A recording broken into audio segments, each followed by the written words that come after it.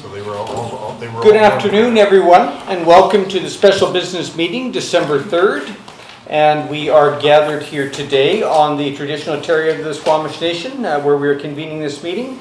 Now, in absence of Mayor Karen Elliott, I will be chairing this meeting until Mayor Elliott may arrive a little bit later as acting mayor for the month of December. And I'm Councillor Eric Anderson.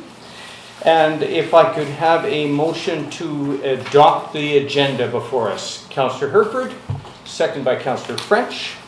All in favor? Thank you. And we have before us the first item of business, the Library Board budget presentation. And Ms. Bloom and Mr. Gayton, if you would introduce yourselves and take it away. Thank you very much. Good afternoon, Council, and thank you for the opportunity to speak to you today. My name is Hilary Bloom. I'm the Director of Library Services, and to my right is David Gayton, Chair of the Squamish Public Library Board. We will use this opportunity to give you a brief overview of our 2019 accomplishments and walk you through our 2020 budget requests. 2019 was our first year of launching into our new strategic plan. So as a reminder, here are the 4 strategic goals that our libraries plan has. Inspire inquiry, learning, and literacy, engage and welcome everyone, deliver outstanding service, and build a strong team and healthy workplace. These goals provide direction and help us focus the work we undertake, and they also help to form the goals that each staff person establishes for their year. In looking back on the highlights this year, which I'll touch on in a moment, I can see now how much of the foundational work we've done in the past 5 or 6 years in terms of developing connections and fostering partnerships is resulting in an abundance of new opportunities that we're able to offer our community. So as in years past, 2019 has included a plethora of programs. What you see here on the screen is a shot of our recent trivia night at the Brackendale Art Gallery with 85 people in attendance. This was a great success and included lots of great prizes thanks to generous community businesses and the expert emceeing skills of Darren McPeak from Mountain FM. With the arrival of our new technology librarian, we've run a number of new tech programs on topics such as smartphones, on drones, and I wish I could share it with you, but just last night was the drone workshop, and I just saw a video now. We allowed the drone to fly through the library, and it is the most amazing tour of our facility. So I didn't quite have time to put it on here, but we'll look forward to showing it at some point. And we're going to be launching an after-school robotics program in the new year, thanks to the support of the Friends of the Library, who just recently approved providing funding to purchase new robots and related equipment. We've also increased our capacity to provide drop-in technology help, and we've done some improvements to our public computing system and our website. In addition to technology-related programming, we've offered media literacy training to the Squamish Chamber and to the Rotary, and we recently completed a successful 8-week Indigenous Canada course that included about a dozen participants and the attendance and contribution of Squamish Nation elders, which made the experience so much richer, personal, and locally relevant for everyone. This year we began screening movies with the public performance licensing we added to our services. We launched video game lending and video game console lending, and we increased our selection of board games, and thanks in big part to donations from video game and board game manufacturers. We had 389 children participate in our summer reading club, and our Reading Buddies program that pairs teens with kids in grades 2 to 4 for reading practice is going strong. We began a new series we call Community Conversations on topics that are relevant to our community, including a recent one on homelessness in conjunction with Helping Hands and Under One Roof, which was attended by 65 people and included the screening of a documentary called Us and Them, and then followed by a conversation that went on until I think 9:30 at night. There was real appetite for conversation. And we're looking forward to offering more of these community conversations on different topics in the new year, thanks in part to a provincial micro grant that we've just recently applied for.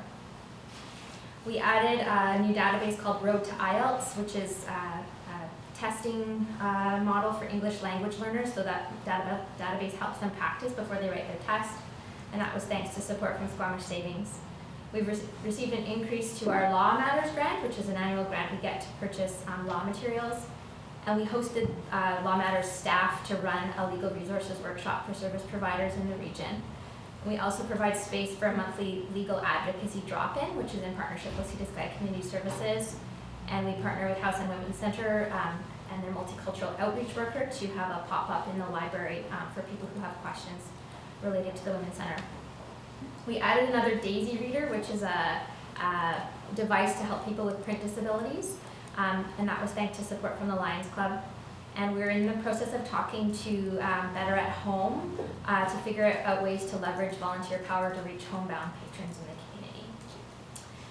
We offered exam invigilation on 14 dates in 2019, which helped dozens of students, and we coordinate our dates with other local centers and libraries to provide multiple options, because that's a real challenge in this town, is for people to find invigilation centers to write, and there's a lot of students that are doing online courses.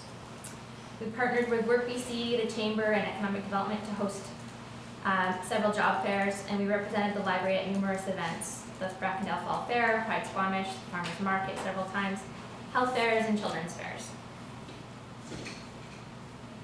So all of this activity has resulted in some impressive numbers. This is looking at annual visits from 2013 to 2019, and I just did like every 2 years, you can see. So there's been an increase of 39% in annual visits since 2013, which isn't entirely surprising. Our community is growing and our open hours have increased, but still pretty dramatic increase over the last 5-6 years. I mentioned that last time I presented to council that we were starting on an upcycled bag partnership with local artist seamstress extraordinaire Karen Runkowicz. So this is just a shot of those bags being launched at the fall fair. So they're made from upcycled materials and they're library branded. So it's a local partnership, and it also supports one of our values of sustainability. We have plenty of volunteers, some of which in this photo are on the left. Sue Foote was celebrated for 25 years of volunteering with the library. Lorraine Lewin on the right was a longtime staff member and now has been volunteering for 5 years. We also have a long-standing partnership with Sea to Sky Community Services, whereby 2 young men who are participants in their Life Skills and Community Access program, Terry Peach and Eric Barcotti, volunteer with us on a weekly basis. And Eric is more new to it, but Terry's been doing it since he was, I think, 14 or 15 in high school, so probably about 10 years now. Thanks to the Public Art Committee, we received funding to install a mural in our teen area. So this isn't the best shot of it. It actually goes on further with the tail at the end, but it's of a phoenix and some butterflies, and it's all includes foil, and it glows.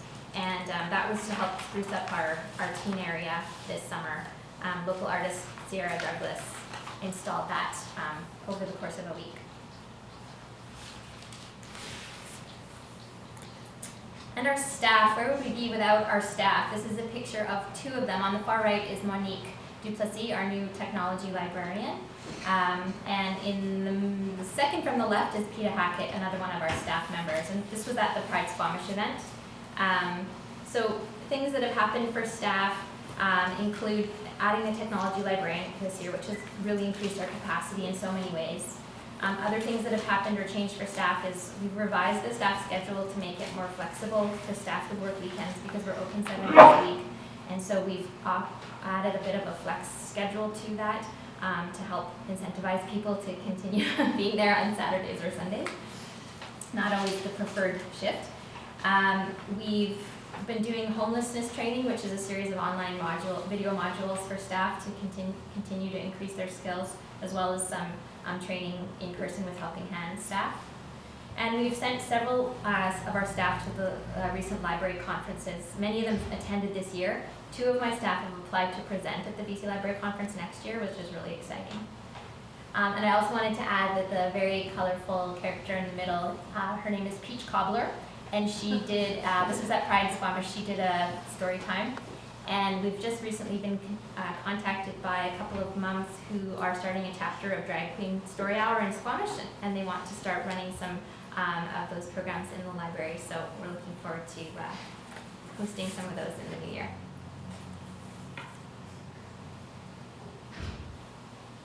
There's our staff at Halloween.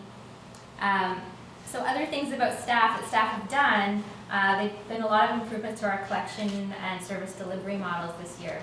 We've changed the way we collect our daily statistics to take away some of the fatigue of collecting statistics on a daily basis, and we seem to be having far more accurate involvement and results, which is always a good thing with statistics. Our children's librarian has undertaken a diversity audit for our children's picture book collection. So we actually had a Quest student who would approach us about having that work done as something of a project for her, and we worked with that to really assess the diversity of our own collection and apply some of those recommendations to how we're purchasing our books. We've been tracking our time it takes to fulfill holds. So some books come out and they're really popular and there's huge wait lists, and so on a weekly basis our acquisition staff get told how many are on each wait list, and then are empowered to more proactively order new copies of titles, because we're a popular library and we want to be what our patrons need, and waiting for weeks and weeks is not something that Squamish library patrons should have to do, really, given the size of our collection. And then the other really exciting thing that's been happening is Whistler, Pemberton, and Squamish libraries, we've been working together to change the model so that we'll essentially be opening up our collection to be able to be shared frontline with our catalog interface for all patrons. So if we don't have a book in Squamish already, people can interlibrary loan it. But this is like interlibrary loan on Hyperdrive, where the results will be shown right first thing on our catalog, and then people can directly place the request themselves. And then because we all three share the same library system, it will automatically trigger holds being pulled, and through the courier service that already exists, we'll be able to deliver them. So it'll be a much faster interlibrary loan service, and it will really open up our catalog to sort of be all three together. One thing I'm really proud of this year is that I feel like we're firmly on the map in the BC library landscape as a library to know about and to get inspiration from. I was invited to present at a library conference this year about access and inclusion as library values. So I spoke about how some of the training that our staff have undertaken to elevate staff awareness and some of the changes we've made to our space and our service to be more welcoming. So some of the bathroom signage changes and welcome signage and our murals. And one really big highlight this year was to be invited to have our library featured in a provincial advocacy video to increase provincial funding to BC libraries, which Council is already familiar with, that the provincial funding has remained at $14 million since 2009 for all BC libraries. So I coordinated with some Squamish Nation elders to be featured and interviewed and to share some of the reconciliation initiatives we've undertaken, which have inspired other libraries to do the same. So we're just going to take a slight break while you can watch a very short little video about this, and then we'll continue. Very good.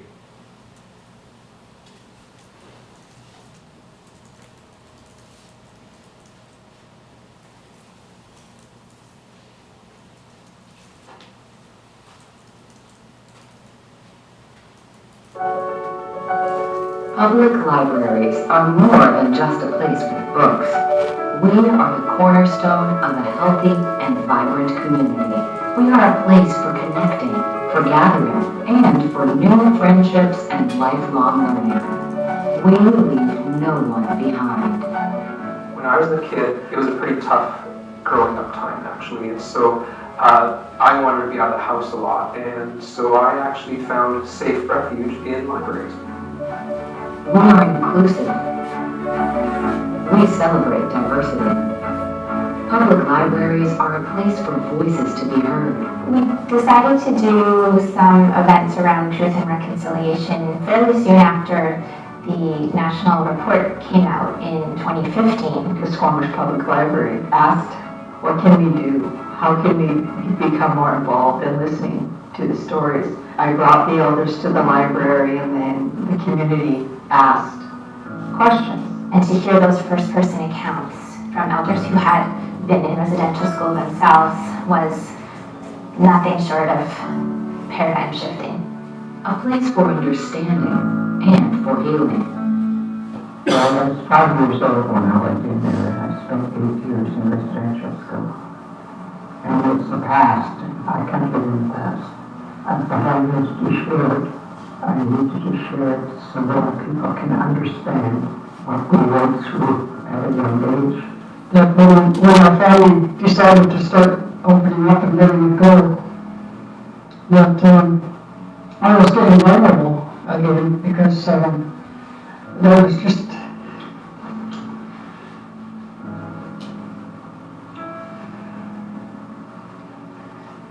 Like I said, I tell the people that when I get up and speak, you don't have to believe me, but I lived it. I lived whatever happened to me.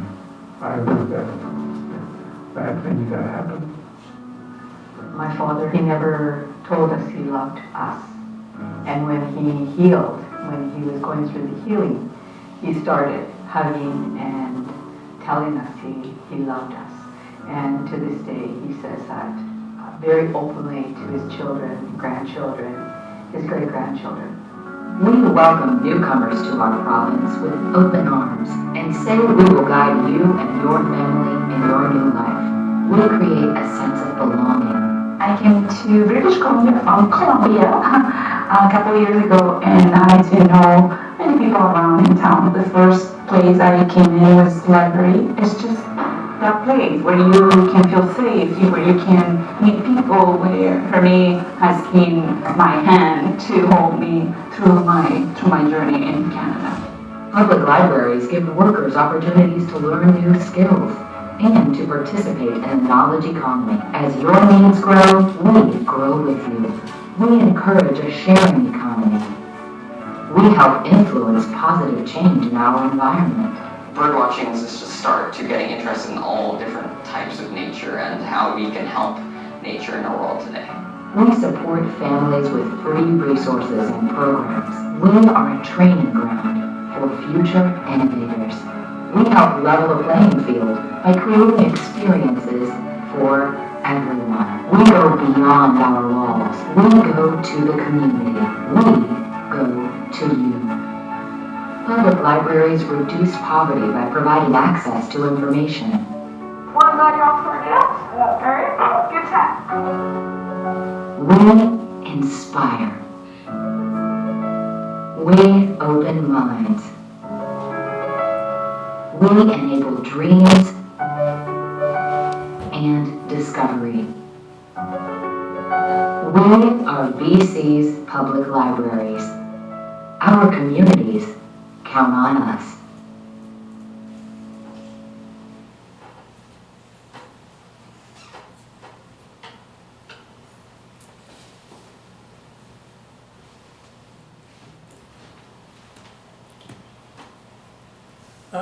This is a good time to be on the board of the Squamish Public Library.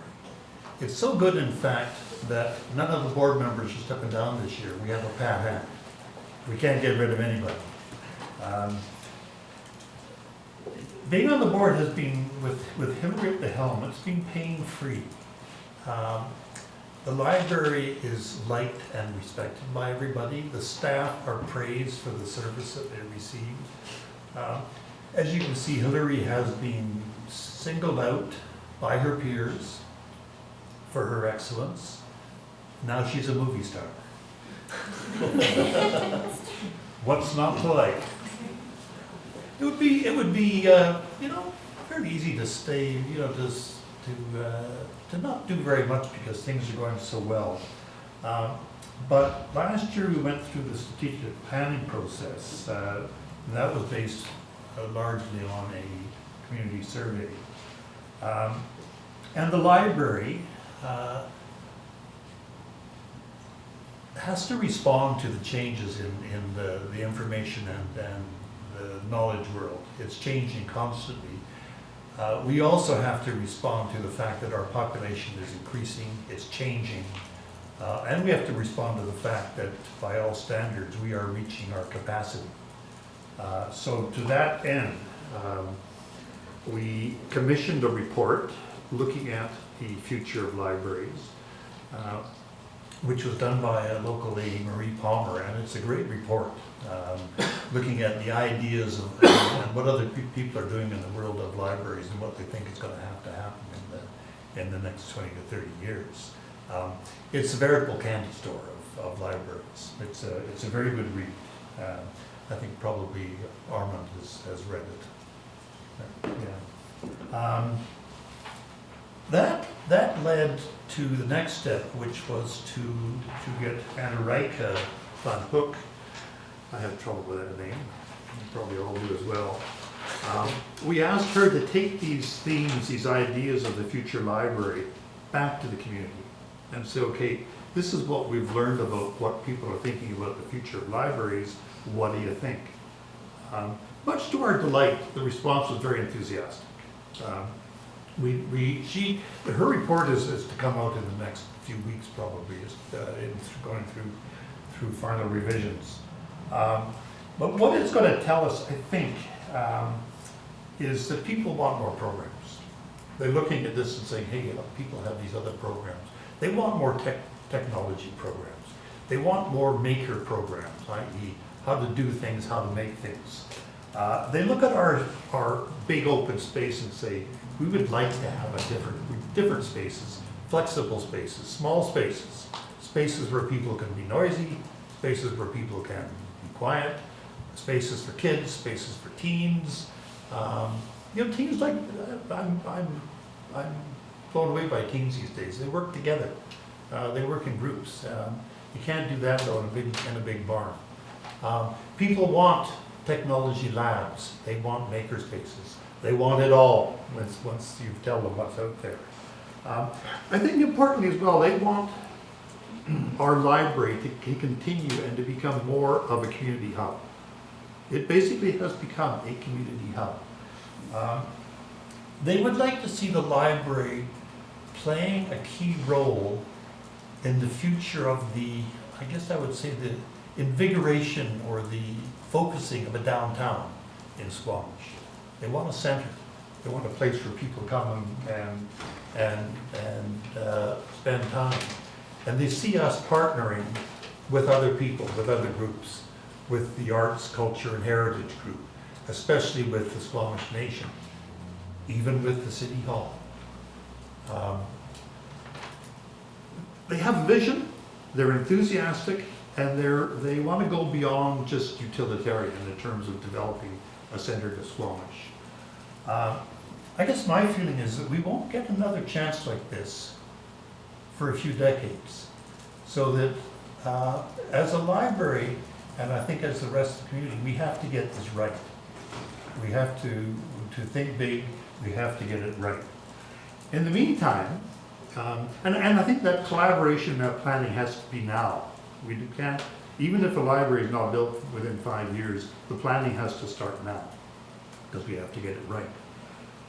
And we know that it's not going to be, we're not going to build a library within 5 years. But in the meantime, we can't tread water. And so I think this is, the coming few years, it's a good opportunity for us to try out new programs, especially new tech programs. Perhaps some of these maker spaces. We already have a tentative drawing from Anarika looking at how we might change our present space to accommodate these programs. And that's sort of exciting. So what we want to do now, we will require some modest budgetary adjustments, and Hillary will tell you about it. Thank you, David. So our library board approved a 3-year 2020 to 2022 budget at their recent November meeting. So the requests that I'm going to walk through in the next few slides relate mostly to 2020 requests, with a couple of requests for 2021 and beyond. Each of these requests was developed based on our library strategic plan and support the goals of our plan. And also what we are proposing fits very well within Council's priority of neighborhood connectivity and public spaces. And I believe that the library requests are included as part of the broader district package you received for budget. So the first request is a public computer system upgrade. This was something that was flagged at last year's budget presentation as something we would be bringing forward for 2020. So this would involve replacing all of our public internet computers and also improving the public printing service that we currently provide to include the possibility of mobile printing and mobile payment functionality to make the system streamlined and up to date for our community. Our computers were last updated in 2015, so it will have been 5 years. And they continue to be used at a tremendous rate on a daily basis. But an interesting consideration as time has changed in the last 5 years is that wireless internet usage goes up and up as more and more people have their own devices, their phones and whatnot. And so they use the library as their space for Wi-Fi access. But that missing piece of being able to print from your own device is something that we don't currently have. You need to come and get yourself logged into one of our computers to be able to print and print your documents out. So this would be the way for us to be able to sort of put all of those asks and requirements together into a streamlined service. I looked and saw that even since last year, we've had a 23% increase in wireless usage. And in the last 5 years, there's been an 83% increase in Wi-Fi. Whereas the public computer session usage has gone up, but not anywhere to the same extent. So right now, our technology librarian is exploring different options and connecting with other library systems to find out which systems they're using and what's working well and what's not.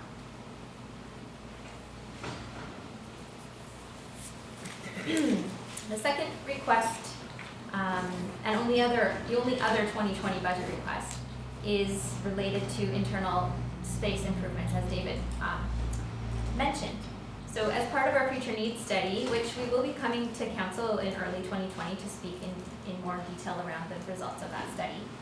But we're looking at short, medium, and long-term solutions to our immediate challenge of not having enough space to accommodate the nearly 160,000 visitors a year. That's about 450 people each day that we're open, with no signs of letting up, as you'll recall from that graph showing annual visits over time. And while some of these visitors might only stay for a short time, we have demands on space for students spending the whole day and evening at a study peril, studying for an exam, visitors to the area who happen to run their business remotely and use the space for catching up or checking in with work, people needing quiet meeting space, people needing a dry, warm space, boisterous children and their caregivers. You get the idea, you've heard me talk about this before. And we know that we aren't even reaching everyone we'd like to serve, including teens and people who would use the library if we offered makerspace opportunities, like digitization stations, video and editing, photo editing software, etc.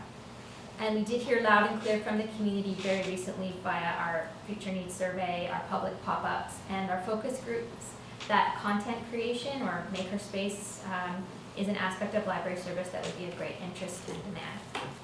So though our space is already well utilized, help from our future needs consultants have allowed us to view some ways we could rearrange certain areas to squeeze every last drop of usable space out of our current floor plan.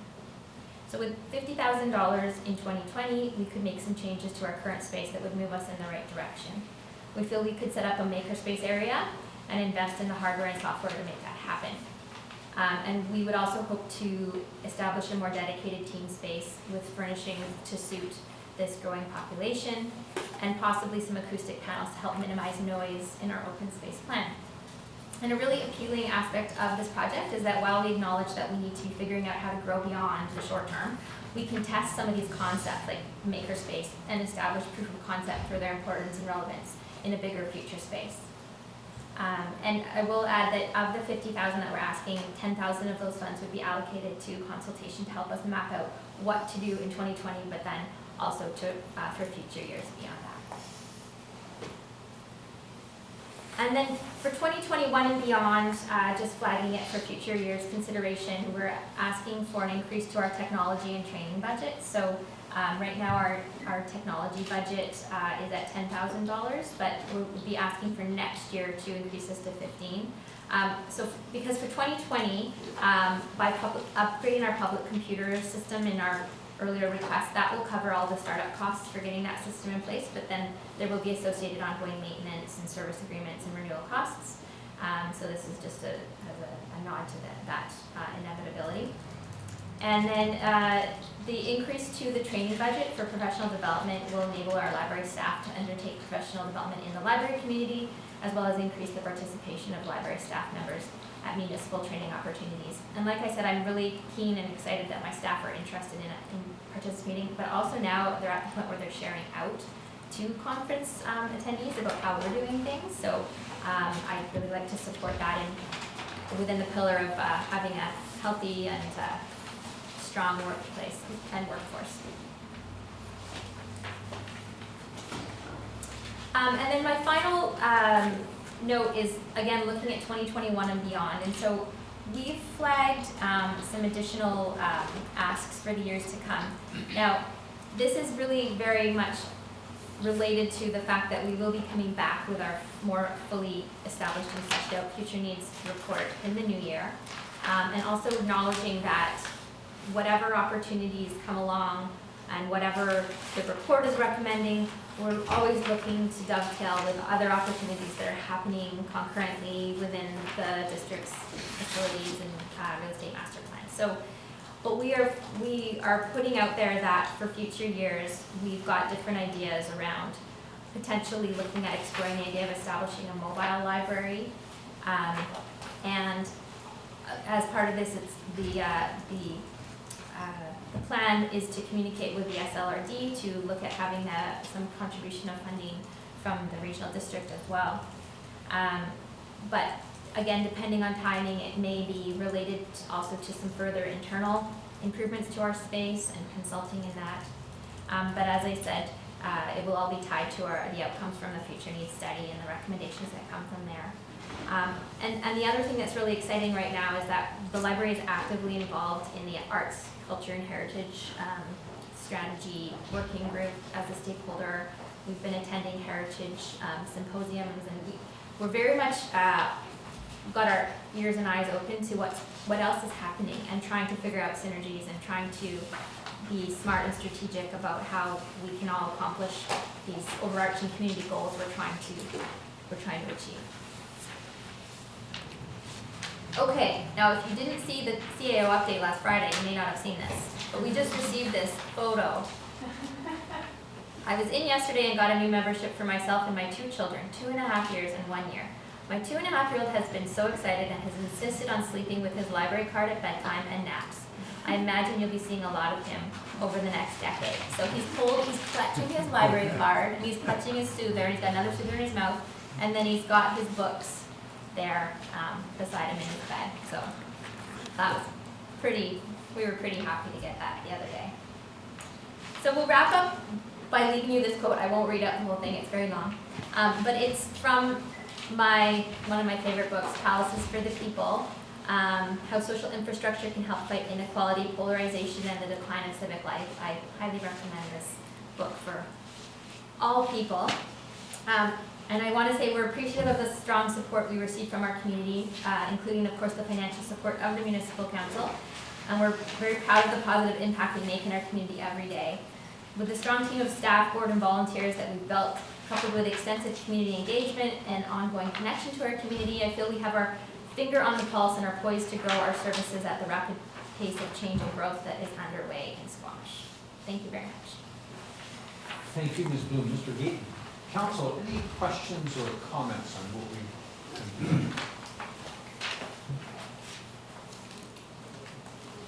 Donna? Thank you for a fantastic presentation. I feel like every time we come in, I'm always in awe of how much the library does here. I have a question around the larger advocacy piece to the province in terms of increasing resources at a provincial level, and I'm curious where that stands and what we can do to help elevate that platform a little bit, because I think that's really important here as well. Yeah, thank you. There's been no update yet in terms of any actual results in dollar signs. My understanding is it'll be February, March is sort of around the time that perhaps there may be some indication of a change there. Council did discuss at an earlier meeting and I believe passed a resolution. I will look into that and return with some information if there's anything more that could be done at the municipal council level. Thanks for the question. And we can do some digging on our own accord. We did pass a resolution that at this table, and then it was also passed at the BC municipalities as well. Yes. So we are not the only municipality where it was, again, like the amount of support for that resolution was pretty strong across the floor at the BCM. So I think that there is strength in that provincial advocacy piece, especially right now, and so we're happy to continue to push that. Thank you all. Councilor Pettigrew. Thank you for everything you're doing. It's pretty exciting. One of the things that I think we've developed our downtown with the idea of concentrating services. You can go and kind of get everything done and build that community, like you said. And I think I've heard discussions about tying all of Squamish from Ballycliffe to Brackenhill together, and we think about the same sort of thing or have the same sort of conversation around Brennan Park. But as some of the climate conversations have evolved, I'm hearing more conversation about trying to develop communities where 85 to 90% of what you need is within a 2-minute walk. And so even though mass transit is better than cars, walking is still even better. So you talk about a mobile library, and it was interesting some of the sharing between Whistler and Pemberton. Are you having any conversations about, as we start to think about community hubs, sort of mini libraries in each hub, and how sort of daily book sharing or any sort of that thing, or is it still really focused around one really master library with everything in that one place in Squamish? Do you want to speak to it? Sure. Yeah. There's a dichotomy here because the future of libraries is more about programming than it is about structures. And I think it would be difficult, not impossible, but difficult to run programs in small units. For example, the idea of having 3 community units out there that might involve a library. What I would be afraid of is that they would just be dropping off and picking up stuff rather than the programs that people were asking for. So yes, we're exploring those ideas. We're exploring the idea of a mobile library because we service in the valley, we service Britannia Beach as well, and maybe there's an application there. But I wouldn't want to go peripheral and weaken the central library, because I think that's where the exciting stuff is going to happen. We did tap into this question through the survey and through the focus groups, and we'll be able to share those sort of survey results. But the jury was out in terms of if we were to have satellite branches or mobile, whether or not that would change people's usage or frequency of using the service. So it kept kind of indicating that people really like the central, strong powerhouse of the library as to avoid dilution of services, because of course more bricks and mortar means more cost and then staff either. Yeah, so there's costs affiliated, but I think it could be a mobile in conjunction with, it doesn't have to be just a bricks and mortar kind of established extra space. But I think it also fits in with the idea of developing the center, which would then be within walking or biking distance of a larger number of people. Thank you. Councilor Rees. Thank you. I had a similar question around that. I won't repeat Councilor Pettingill's question, though, because I think one of the things I'm looking forward to is this needs assessment. I remember talking about this a year ago this time, and getting a sense of, not so much for this year's budget, but getting a sense of, for planning purposes, what size of facility, one facility or a series of facilities. We talked about a bunch of things last year. And so I'm looking forward to that. The only budget comment I had is when you start talking about significant capital expenditures in 21 and 22, they're not, at least I haven't found in our capital plan or our financial plan. And we might want to think about doing that because as these numbers get a little larger, the source of funding becomes a little bit more critical. And so I'll I'll just leave you to converse with staff about that. We're sort of at the first stages of the budget, but I think we want to kind of plug those numbers in over the next 5 years, if you have some idea of what they might be now. And if I may, it was a little bit of a delicate dance in terms of timing for putting in for 2020 budget versus our own work happening for our future needs and trying to anticipate. So yeah, there's a bit of, and then now getting the final future needs report established, that will help inform future years. So I hope by coming back in January or early February to kind of talk about that, we can get a little bit more grounded in terms of what we're looking at and making sure that it is showing up in the required places for everyone's planning. Councillor French. Thank you. I'm in awe of how the library has maintained its kept pace with modern times. You're really an information center. When I think back to when I was a kid, it was just books, and now information comes in so many different forms. I'm particularly excited by the idea of possibly some kind of recording studio within the facility. There are so many people now that are podcasting and creating their own videos, and it's difficult to get good quality sound in your basement. I'm curious though, you mentioned earlier in the presentation something called a daisy reader. I think I might need the use of such a machine one day, but I don't know what it is. Did you notice in the video there was a senior with a library staff person, and it was this device and it had big buttons on it, and they were looking at it. It was like about this big. Kind of looked like a game console? Or yeah.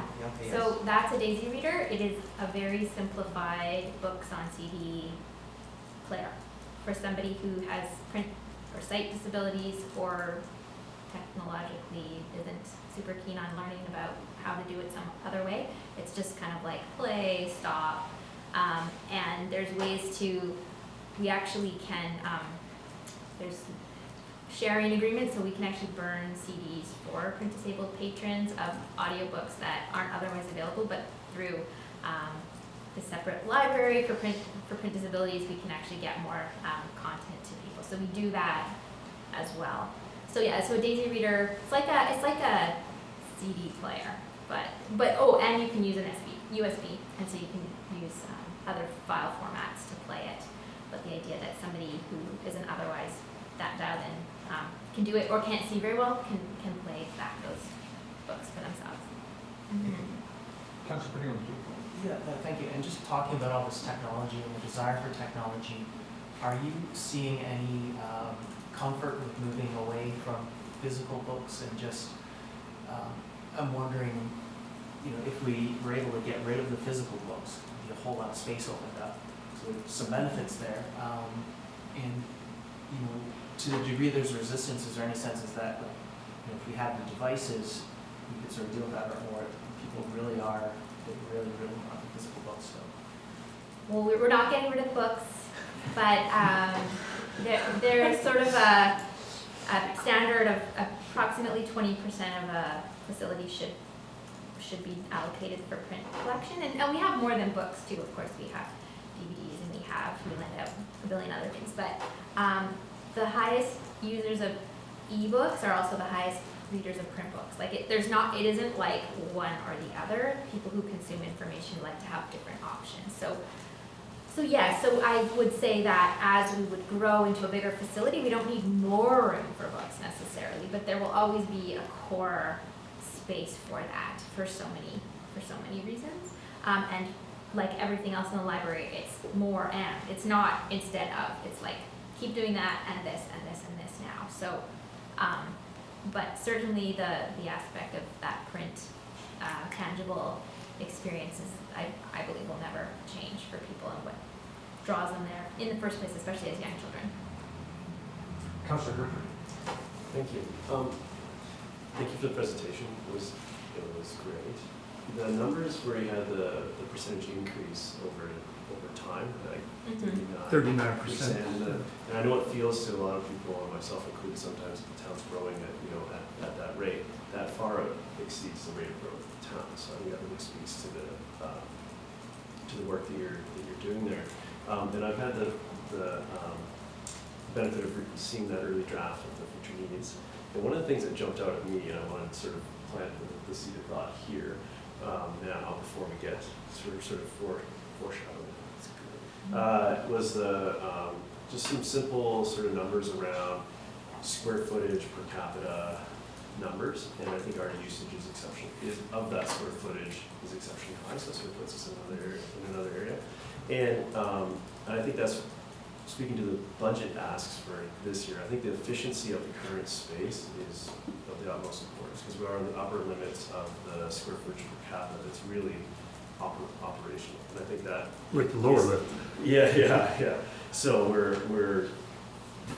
so that's why the main sort of concept of the asks this year are really about efficiencies and making sure that we're having the most functional space that we can, because we are approaching or at the lower sort of threshold of what a library should be square footage per capita. And we have an exceptional usage of our library in our space as well. So when you look at those averages, I think we're super big as well. So that's an important part of this. Thank you. I happened to have the opportunity to tour several libraries in Northern Europe this summer, and I was very happy to come away with the observation that our local library, although it faces many of the same challenges, and they were evident there too, in its use of space and programming that's offered. I can see it on the walls and the notice boards and get a sense of what they're doing there. We're operating at a cutting edge level. I was very proud to make that observation. I'll definitely be looking forward to the future needs study present in the new year with the rest of council. One of the pieces of information I'll just note that I'll be interested to watch for is the profile of your growth in visitors. To what extent do we know it's new residents to Squamish and other aspects of that demographic profile that will help us to make our decisions and evaluate the choices and how we support the library? If there's no other comments, then we'll move on to the rest of our agenda item for today, and thank you very much. Thank you. Shall we switch chairs? Sure, let's do that.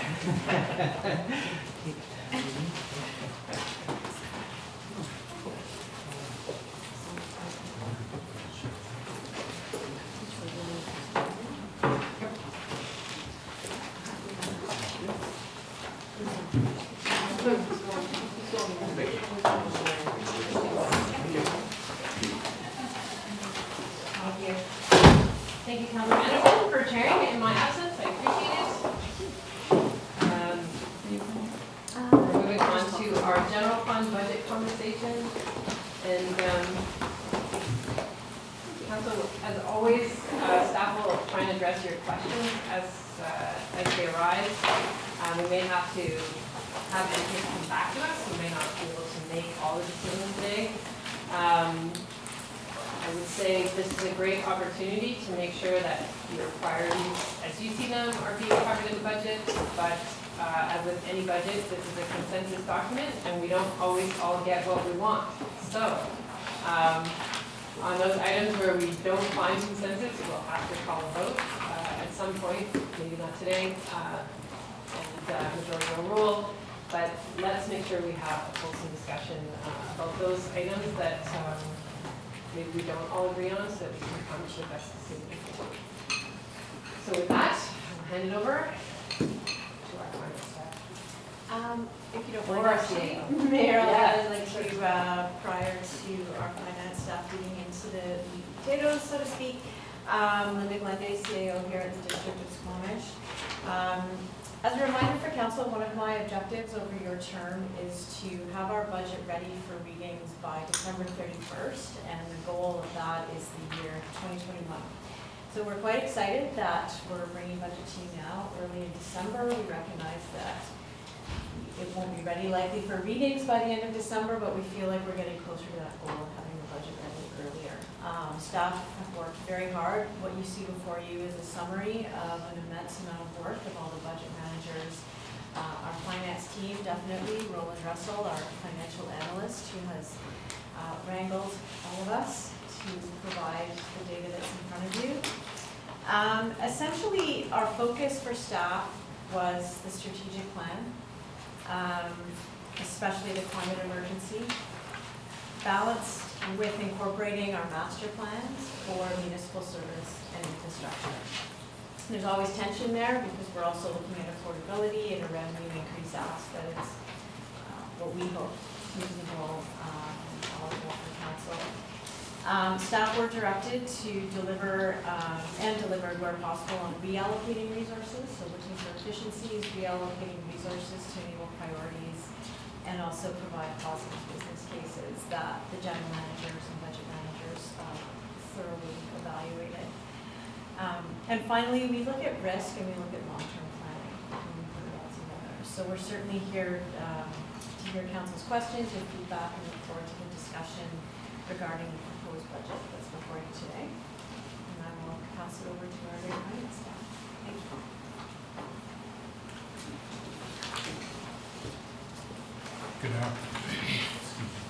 Good afternoon, Mayor, members of council, CLT. It is December 3rd, and we're going to talk budget, so let's get going.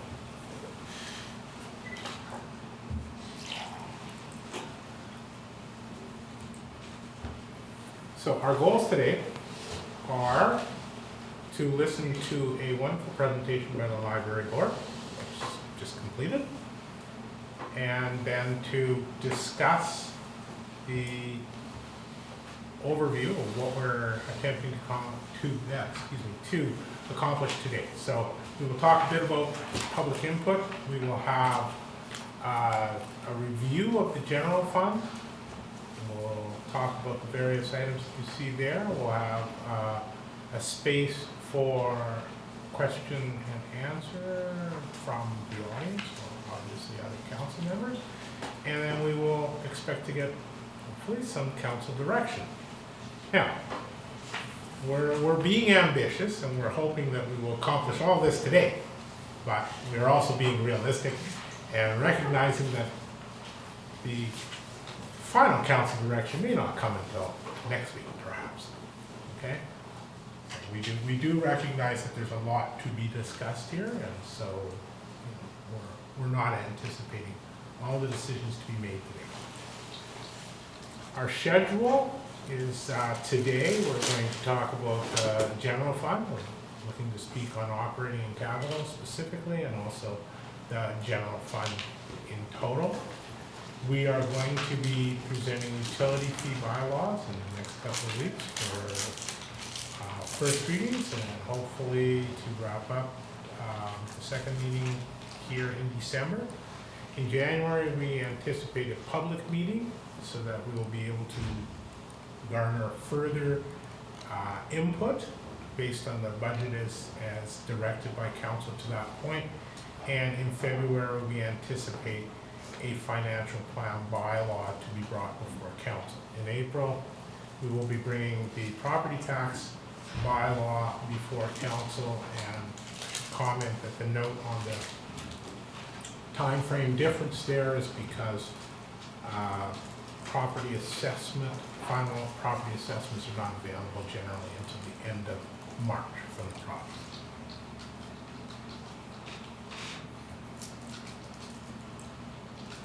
So this is a slide that lets me say thank you very much to the library board and to introduce you to the general fund.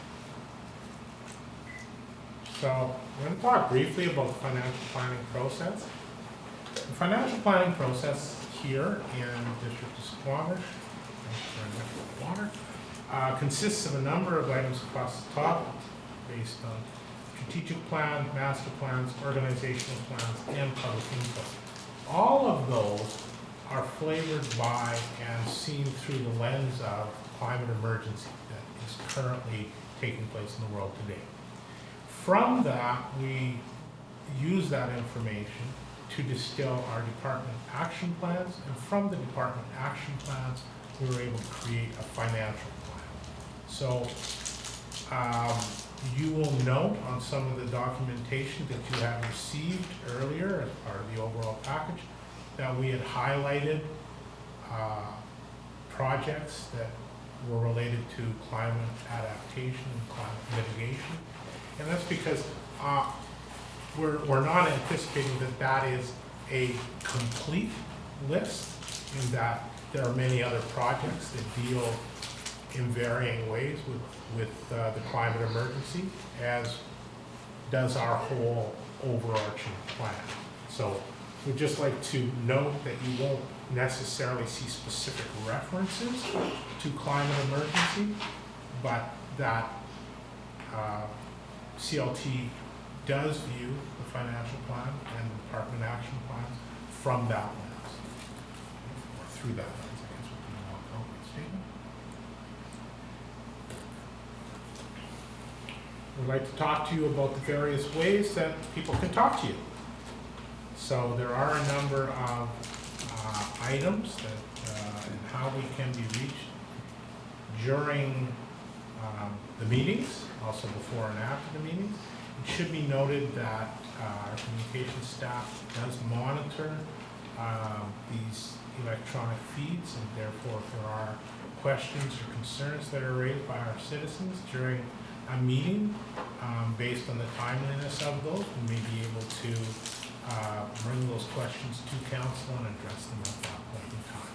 Now, needless to say, that's kind of based on whether or not there are questions, the time frame in which we receive them. In keeping with the overall commentary on public input, Ms. Lende is going to speak about her citizens' priorities. Thank you, Mr. Russell. As council knows, and ideally the community as well, a survey was put out a few months ago, and certainly looking for community input early on in the budget process, but also recognizing it's not the only input. So as Mr. Russell demonstrated, people and community members can provide input throughout this discussion, and also in January we'll be having a face-to-face meeting. But what the survey did let us know is that the strategic priorities outlined in the strategic plan, sorry, I'm reading some notes. It doesn't usually work for me, but anyway. So the strategic priorities were tested earlier with this survey, and 7 questions were asked to gauge the priorities. And the goal of the survey was to highlight the trade-offs that are required, so the tension between priorities, recognizing that, as Mayor Elliott said, we can't do it, and we can't do it all. And to gain some understanding of community priorities as council grapples with projects that may or may not make it into the budget. So what's really important to note is that in terms of the ranking of the 4 priority areas in our strategic plan, that the planet and the environment ranks #1 overall. And then the ranking between the next 3, economy and local jobs, is #2, housing is #3, neighborhood connectivity is #4. There was very little difference. So the planet and the environment definitely was head and shoulders as well. We also had some rankings for a number of different sort of project areas or key initiative areas. And rounding out the top 10 would be active transportation. So increasing the built environment, such as sidewalk, trail improvements, bike lanes, and then also fire rescue, recreation facility investment, emergency planning and mitigation, and both regional and local transit. On a final note, there are some things that don't rise to the top and end up at the bottom, but nonetheless, from an administrative and infrastructure point of view, still must remain a priority in terms of municipal services. And one of the ones, as an example, is the paving budget. So many people prioritized it nearly last, but as council has heard us indicate from engineering, is that to stay ahead of the maintenance of paving is ultimately a responsibility in terms of keeping our roads maintained, and also staying ahead of, if we don't maintain them, they end up getting more expensive. So that's a highlight of the survey, and we're excited about the responses and the alignment, and the dovetailing of that feedback in the current budget does exist, and we do look forward to more feedback from the community as we look forward. Thank you.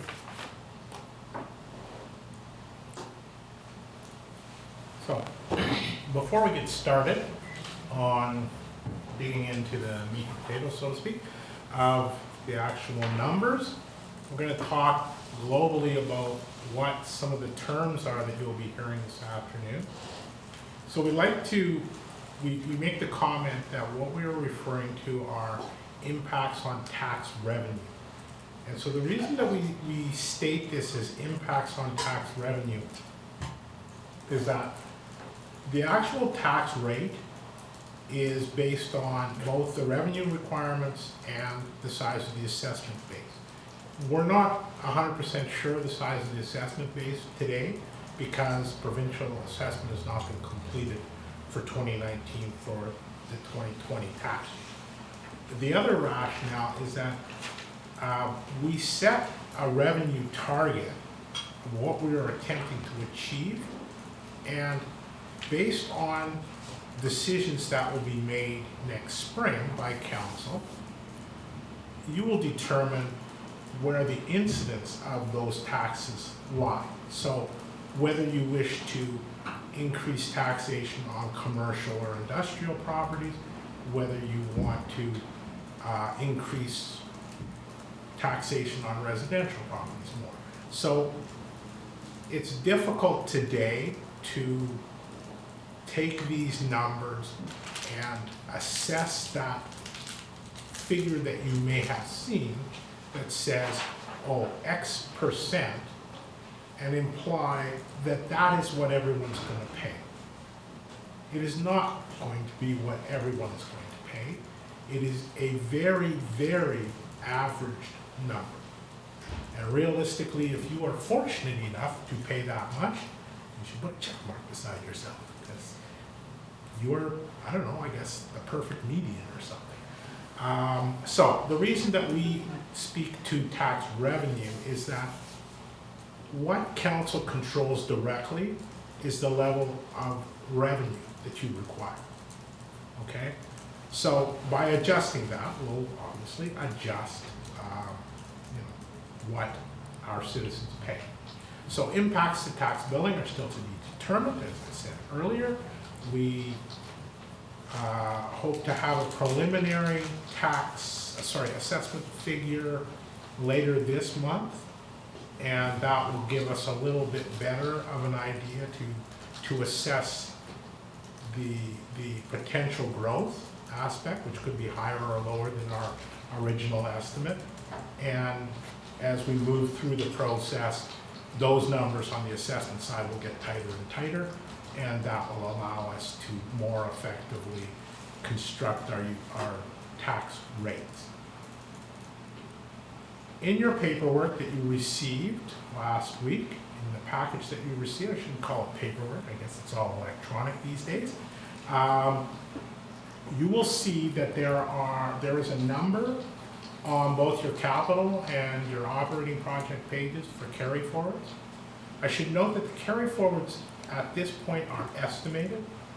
We've asked our managers to give us their best guess at this point as to those projects that they will not complete this year and which will need to be completed and carried into future periods. Now, it's, I think, of crucial importance to keep in mind that carry forwards do not impact future years' taxes. The reason that carry forwards do not impact future years' taxes is that carry forward projects have been funded in the current year. So if this is a 2019 project that requires tax assessment funding in 2019, we would have incorporated the full funding amount in the 2019 ask. Okay? So if the project is not completed this year, we won't be asking for additional money for next year. We will simply are notifying you that the project has not been completed and that we need to increase the budget that we are showing within our financial plan so that we have authorization to complete the project in 2020. So carry forward values are there. They reflect more a question of our ability to complete all of the work that we have planned. And in many instances, this work is not directly controllable time-wise from our perspective directly. So for example, oceanfront projects, DCC projects, and projects involving real estate, all of which are directly impacted by external forces and therefore cannot be timed really well by the administration. We put out our best estimate as to when we think they are going to go, and we believe that they need to progress, but in many instances they are, at least to the same extent as the administration controls them, controlled by our development community. And, you know, when they wish to move forward, they move forward quickly. And when they choose not to, then it can be a little slow. So, I just wanted to speak to that quickly. What do we mean by existing service level? That is a good question, I like that. Existing service level means the level of service we are currently providing. And so from that, the existing service level that you see within the budget documents reflects increases that are committed. So for example, if we have issued debt, then the cost of servicing that debt is part of the existing service level. If we have hired staff, then the cost of paying the staff is part of the existing service level. When the staff get a raise, because they have a union contract which states that they get a raise next year, the increment in cost from year to year is part of the existing service level. Now, it's going to cost us more, and we may have to increase taxes to pay for that, but it is not a new service, it's not a change in service, it's part of the service that we are currently providing. So when we talk about existing service level, we're referring to doing the things we currently do, or as has been said to me once before in another place I work, keeping the lights on, so to speak. So that refers to the existing service level, okay? You will also see requests around service level changes, and those are areas where the administration is presenting to council an opportunity to adjust the existing service level by increasing or decreasing it. Hold on, there's a question. Councilor Baker? Two things. One, just so I can try and self-moderate a bit, how long do we have for this discussion in general? Right, so How capable do you want it to be?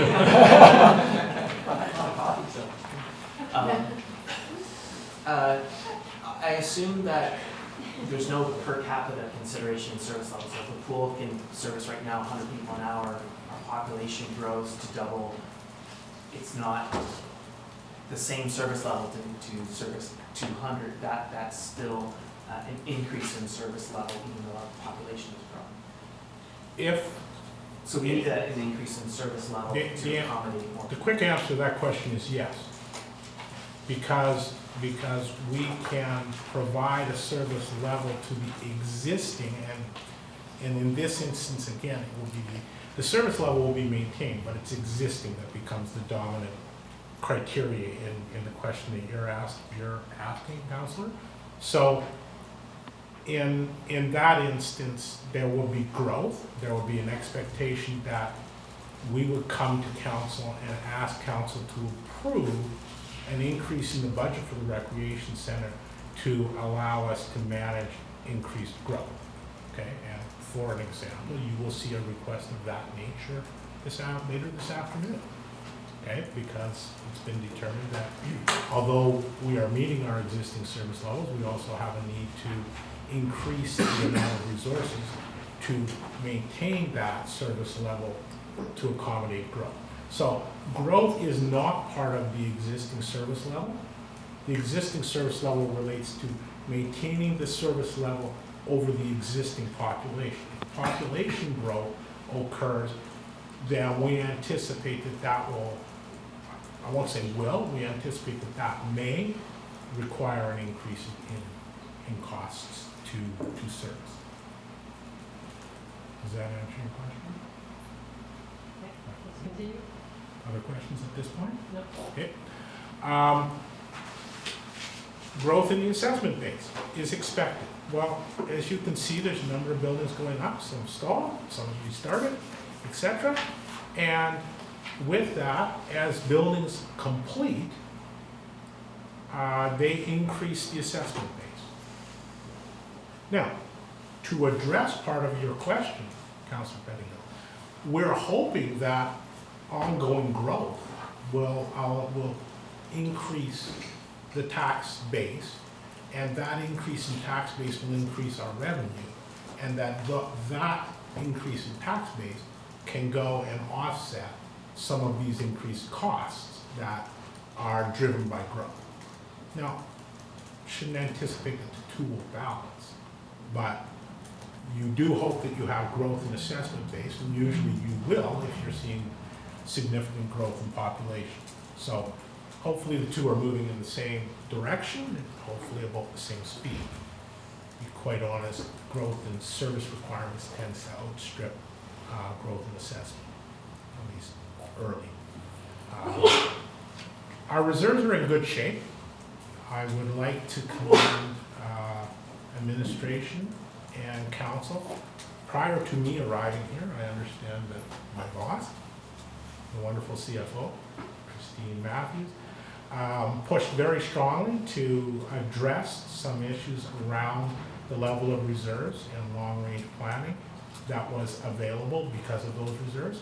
And I would say that our reserves at this point, I think, are in good shape. Now, to say they're in good shape means that we have increased them from very low levels to more moderate levels. I'm not going to suggest that we are over-reserved, because we are not. But we are certainly in a place where we can say that we now have a plan to create sustainable reserves and manage our reserves in a sustainable way going into the future. So I believe that organizationally our reserves put us in good shape. And then the last item I would like to comment on is that climate action is embedded within the departmental action plans that you will see brought forward within this budget. It is part of the new reality, and I think that all of administration is aware of that, and we are endeavoring to ensure that our actions and activities reflect that. So just on those last 2 points, the reserves and the climate action together, have we taken a review of our reserves in the context of, with some of the targets in the IPCC reports and so on, that, our real estate master plan, we may be thinking about zero emissions, passive buildings, and all that sort of thing, and maybe with a 2-degree temperature increase, there's more bacteria, and our water treatment needs a much more sophisticated system. And so have we sort of thought about what that means in the context of our reserves? That sort of thing? My answer is going to be that we're always thinking about those things there. Now, is it? I think there's more. Yeah, that might be parts of that. Answer to parts of that question might be a little outside of the realm of our current thinking, let's say. So, to the degree that the real estate master plan, as designed, was incorporating the best technology available, then I'm going to answer yes. Do we know what that means from a cost perspective, building by building? I believe the answer would be no. But I also think that as we move forward with new requests and with new buildings, etc., obviously the climate lens has to be placed upon them.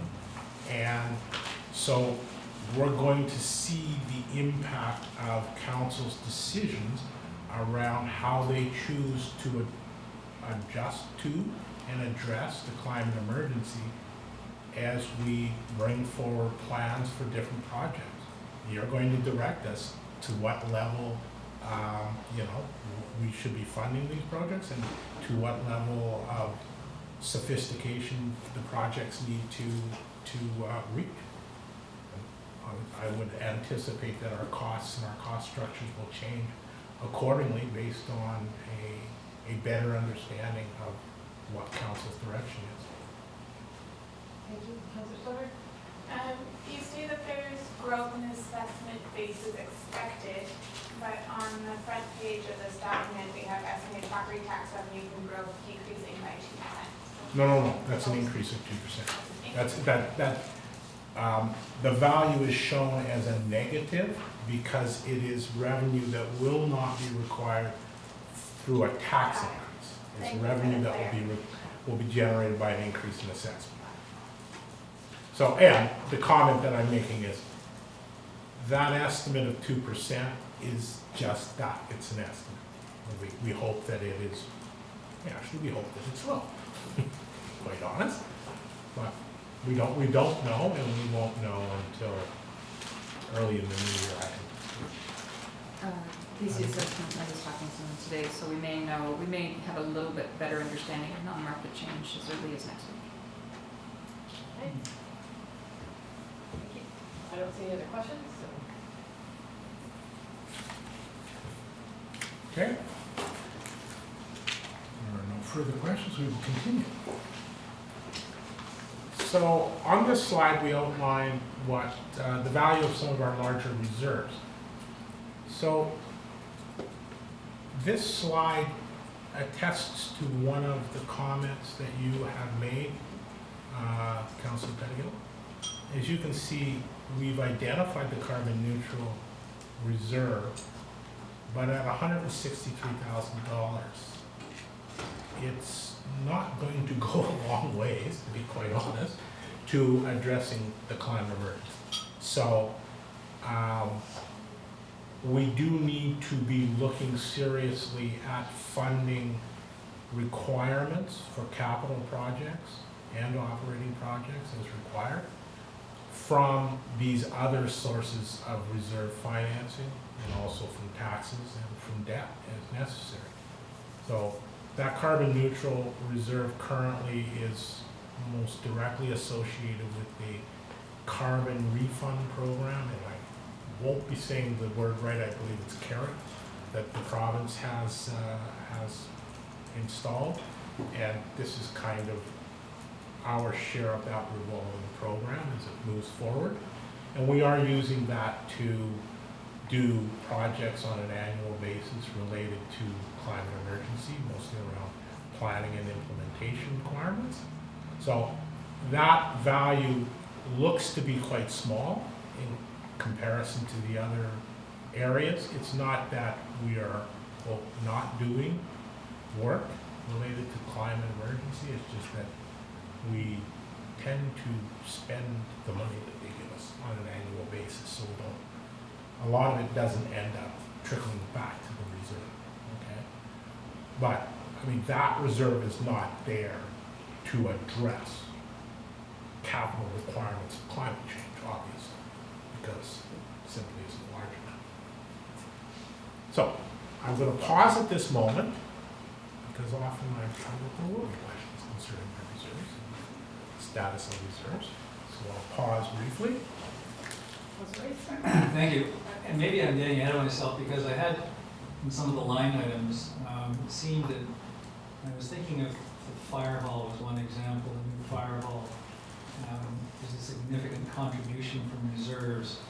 And it just seemed to me going through it that we were funding more things from reserves this year than we may have in previous years.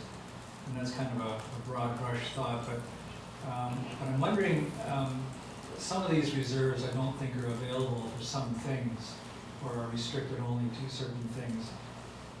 Should we Sure. deal with it now or at the I time? actually think that now would be a good time to have that discussion, just because then it's clear as to what is or isn't available. I'm going to start at the bottom, so to speak.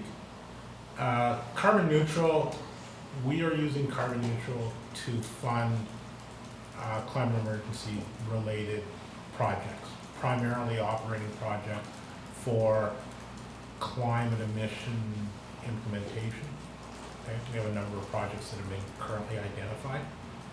Off-street parking, parkland and lieu, and affordable housing are restricted pretty much as their name implies.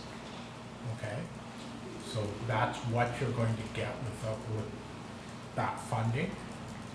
Community Works Fund is being used right now for active transportation and transit type projects, primarily on the capital side. Community Works Fund is also one of the few grant programs that the province has made available that can be used for operating projects. So you will also see that we are using that fund to pay for some engineering type projects that are operating of nature. So basically, integrated stormwater management plan, things like that, because what will come out of those are assets that the Community Works Fund may be used to finance. The Rehabilitation and Replacement Fund is a fund that has been built up from scratch, more or less, as I understand it, over the past decade, to fund long-term rehabilitation and replacement of capital assets. And we are targeting a number probably of about double what it is today on a longer-term basis, but I'm not suggesting that we're planning on getting there tomorrow. So we're probably at a state with that in the $5 million range where we can look at starting to withdraw funds. We're putting $1 million plus in per year. We're now starting to look at some withdrawals from that reserve, $200,000 to $300,000 a year range. So we're going to see an ongoing increase in the overall value of that reserve, but we're also looking at that from the perspective that our job's not here to create big pots of money. Our job is here to create pots of money to allow us to manage the rehab and rehabilitation of our infrastructure. So if we want to be able to manage ongoing roadway maintenance, ongoing parks maintenance, ongoing infrastructure maintenance that's serviced from the general fund, we need to have a healthy rehabilitation and replacement reserve. The equipment reserve is primarily, I won't say primarily, I'll rephrase that. The equipment reserve is for equipment and fleet. We are working with Public Works to review the bylaw associated with the equipment reserve so that we can try to provide a little more flexibility with respect to the use of this reserve. And the issue that we're having right now with the equipment reserve is that it's a little restrictive in that we're limited in some instances to what we can withdraw for various assets, fleet assets, for example, because of the estimated costs of replacement. And what we're seeing is that the replacement costs are higher than we had anticipated.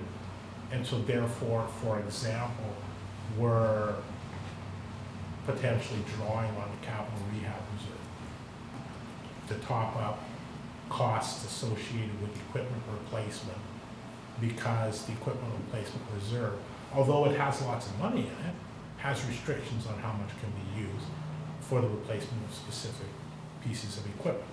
So we're working with Public Works to review that bylaw so that we can structure the bylaw in such a way that we will be able to tap into that reserve a little more aggressively to more fully fund the cost of equipment replacement. I'm going to pause here for a moment. Thank you, through the mayor. Thank you, Mr. Russell. I think that was a great contextual overview of what the different reserves are for. I just wanted to address a little bit more around the extent of reserve use in the capital plan.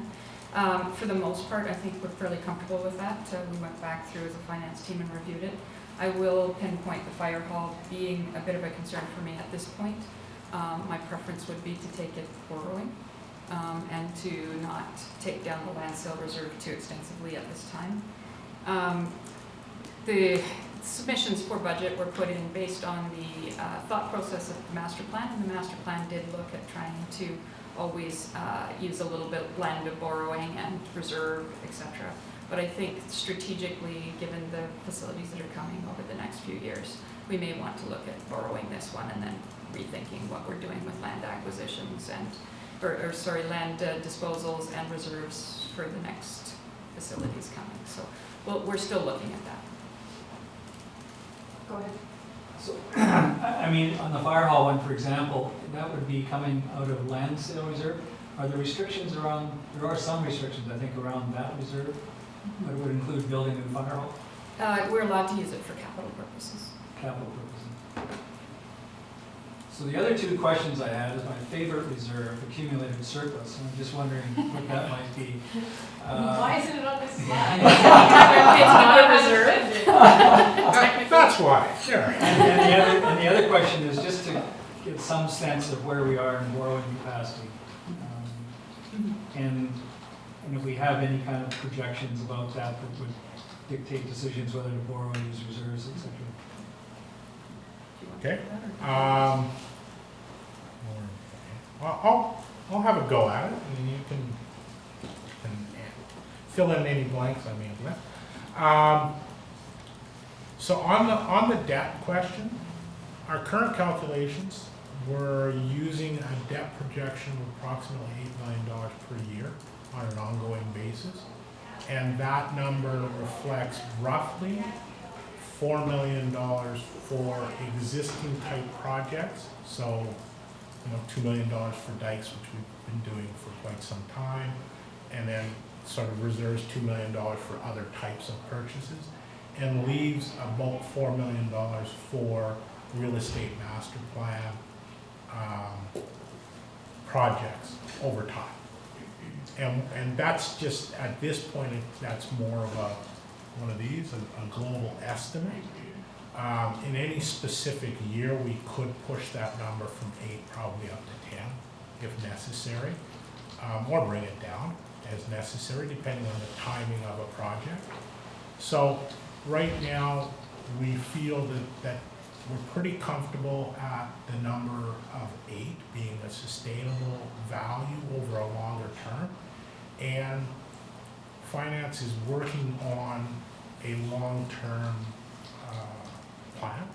And within that long-term plan, we'll have a better opportunity to look at all of the various assets, the timing of those asset purchases, and the timing of the reserves, etc., and be able to fine-tune that number a little bit. So right now, we believe that it's around $8 million.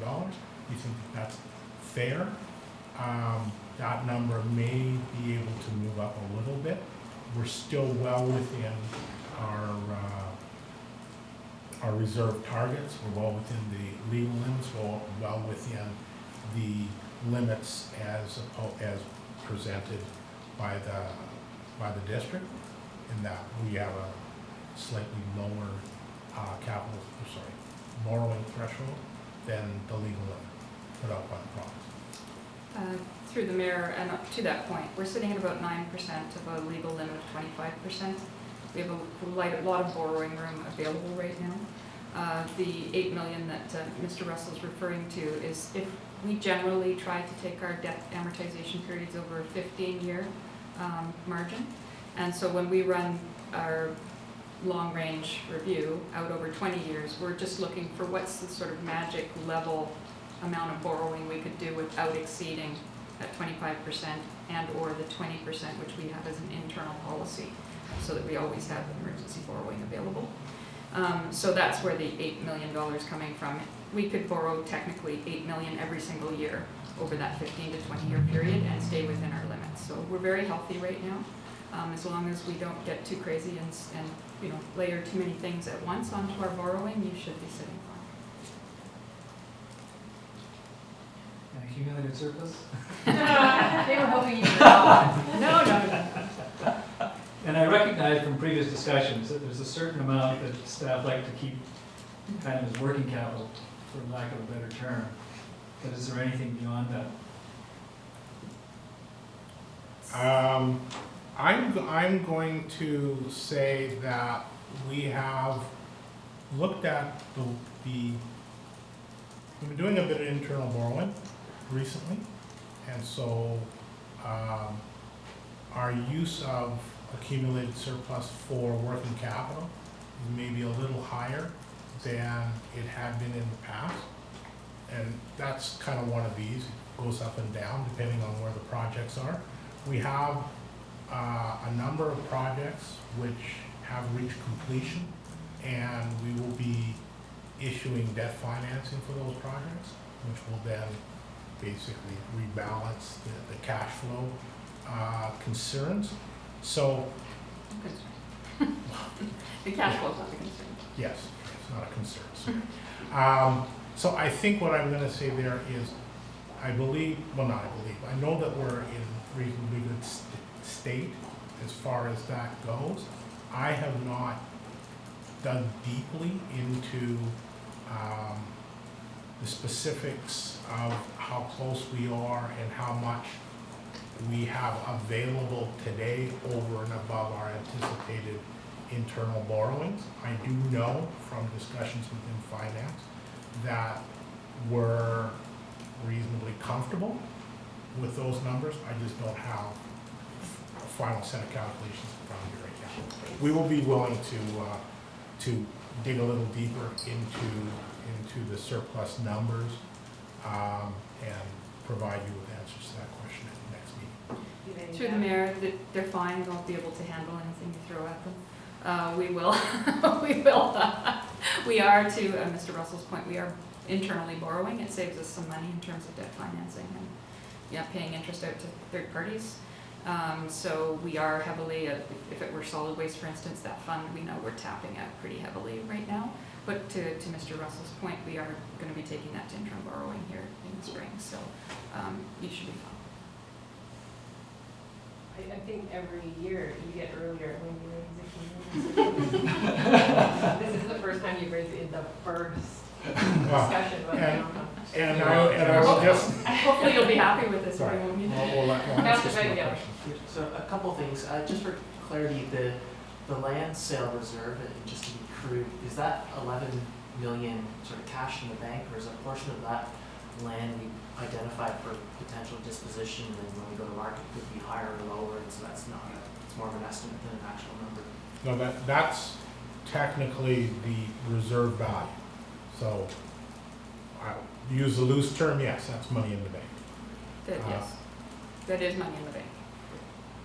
We've already sold the properties that have made that. Okay, thank you. So I just following on Councilor Race's question, so we have a sewer and water and landfill reserves that are not on here; those are separate. Diking, I take it, is from rehabilitation replacement. Like, are there? I guess based on my question, are there other reserves that are sort of in other things, or this is sort of the remainder other than the landfill water? These are the large reserves. There's a number of smaller reserves that we chose not to display on this slide. These are the larger reserves that we use for capital finance. Okay, and I will use that term strongly, capital financing. There are some other provisions, which is sort of a funny accounting way of saying reserves, that relate to more operating type expenditures. And if you have specific questions around those, we can answer those. So for example, we have a protective services provision. So we can put additional funds into that provision on an annual basis in anticipation of a potential RCMP moving to contract, to unionize, for example. That might be a fund that we would use to offset some of those costs on an ongoing basis. just use that as an example. Are these all of our reserve funds? No, they aren't. These are the ones we use for capital. And I Yeah. guess I Through the mayor, yes, to your point, Councillor Pangill. We do have also water and sewer reserves. We have capital rehabilitation reserves in both of those funds. We have a very small $1 million reserve in the solid waste. We also have sinking fund surplus reserves, which we use purely to offset our long-range borrowing. So if we come up short, because if we go out for debenture and we go out short, or we come short on that, then we have a reserve to be able to pay out that debt. And if we have surpluses, we put it in that reserve. So that allows us to make sure that we're always able to pay our long-term debentures. So we have different types of reserves of that nature. The reason we don't necessarily show those types of things here is they're not available for council's use to fund a capital plan. So we've put ones here that we think are applicable to budgeting and financial planning very specifically. The other ones generally are ones that we would recommend to you if the situation came up and would draw from those reserves in that scenario. In terms of provisions, they're just accumulated surplus. They're designated for certain purposes. So a great example that Mr. Russell brought up, there are times when we know that there's a future expenditure we need to make, like a cyclical operating cost that we need to make. We just make sure that we put a little bit away every year to make sure that when that big election comes up in year 5, you're not seeing a spike in your tax revenue. So that's basically just another accumulated surplus, but we provision it and designate it, making sure we know exactly what it's going to be used for. You good? One more? Sure. Thank you. So I know we have some master plans in like a paving master plan, and that helps us manage our scheduling of work, but how we manage the reserves and fund them. And in my mind, it's sort of analogous to a reserve fund study in Honda Strata World. But we don't have master plans for all of our reserves. So how do we sort of manage or understand how we fund them when we draw them when we don't have a master plan? When we don't have a master plan? Yeah, in those cases where we don't, like what sort of approach do you take? So if I'm going to answer this one, I'm going to say that generally we use the master plans and we build the long-range plan, and that helps dictate for us what the nature of reserves that we require unless it's required by law. So it's usually kind of the opposite approach. And from the master plans, we decide, oh, we need to start building a reserve for this. It's kind of the opposite approach. So I would say that obviously if something comes up that's not in the master plan, we still would tap into any one of these reserves on an emergency basis. But hopefully we have planned out most of the things that we need to refurbish or. So Is there an example specifically? Well, I'm just wondering, so then all of these reserves would be captured in one of our master plans at this point? Not necessarily a direct correlation through the mayor, but we, for instance, the rehab and replacement reserves, we try and keep it general on purpose. So we look at the master plans, we run that into a long-range model, we go, ooh, we're going to have spikes in capital out here, we need to smooth, those types of things. But it's not a one-to-one match with a master plan. And I would caution council to not do that, because that makes it's less flexible. This allows you to say, oops, this master plan is starting to raise its head, needs to be dealt with. And then we can go to the rehab and replacement reserve, whether it's diking, whether it's roads, whether it's whatever, we can go to that reserve. So we try to keep it somewhat generic, to be honest, to allow flexibility. If we were to have a reserve for every single master plan, you would probably find that we'd end up storing up more reserve than you need, because it would be so designated for that particular master plan, you'd need such a large reserve. We tend to like to consolidate them, and then we have a little more flexibility as they ebb and flow from one master plan to the next. Okay, I'm going to move on. Councilor Internal borrowing. I just would like to wrap my head around what that actually looks like in reality. Can you give us an example of an internal borrowing situation? Mm-hmm. So we put the big loan authorizations on the street for a major construction project of some nature. Municipal Finance Authority would allow us to then go get interim borrowing against that loan authority, but we might delay that and just use our cash flows and then take the borrowing at a later time. So it just saves us some interest on going out to an external party for the construction financing. Once the project's complete, we take the full project, ideally, to borrowing. We don't always get that exactly. Sometimes we go to borrowing and then have to go to borrowing again, but generally that's our approach, is we're trying to construction finance and then is that helpful or? And construction financing is just the example that you've chosen, or it's only ever construction financing? It's pretty well only ever construction financing. I mean, we have sufficient cash flows and coffers to manage our day-to-day. We have we'll have to bring you a revenue anticipation borrowing bylaw shortly because we have a line of credit. We never use it. Okay, let's move on to actually talk about the budget maybe. These are all big questions in these two. Good background. Okay, so we're going to talk about existing services. So when we talk about existing services, I'm going to place this page in front of you, which is too small for any of you to read, but perhaps we do it that way on purpose. That's why we hand it out in paper, so that you can look at it. Okay, so the portion that we really are looking, it's for those of you who have this packet, it is on the back side of it is page 2. Okay, and there are no numbers, but it is page 2. Okay? The portion that I would draw your attention to most is the section in the middle which reads on this page, which reads expense. And the rationale for me drawing your attention to that is these are our existing services, okay? This is what we do. Provide general government protective services, transportation and transit, economic and community development, parks, recs, and culture, health, social, housing, and then we have financing costs. So when we talk about the existing services that we provide, at a very high level, this is what we're referring to. This is what CLT spends their time thinking about, how big these pots should be and what they should do with them.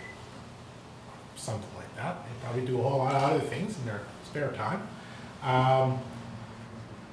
So when we use the term existing services, we're really referring to the core services that a municipality provides to its residents. Okay? And I think it's important to recognize that we spend the vast majority of our money, we spend the vast majority of our citizens' tax dollars providing these services. You know, it's not all about capital planning and building new roads or things like that. The bulk of what we do on a day-to-day basis, the bulk of what our staff does, the bulk of the money being spent is to maintain the roads, to run the recreation center, to run our parks, to ensure that we have transit system, okay, and to pay for the administration of the municipality. That's the core of what we do. And so when we refer to existing services, this is what we're talking about. And I will make that commentary. And we'd like to provide that to you so you have a little bit more context around what it is we're doing and how much it costs to provide those services. I think if I may just clarify though, because I think we might have crossed our terminology around existing services versus existing service level. So just I think what Mr. Russell is getting at is that we have a lot of business units that we're operating every day, and that's what's reflected here. These numbers are not just the existing service level numbers, they include the recommendations forward for service level changes, special projects as well. Can I just ask, under health, social, and housing, none of which are actually in your jurisdiction, I know that the cemetery is charged under there, but then there's a line item now that says housing and social assistance, and it grows from quite marginal this year to larger next year. What is that? Through the mayor. That includes the housing coordinator, I believe, is in that position. So we have been moving into some housing, not the whole amount. There's also cemetery, to your point.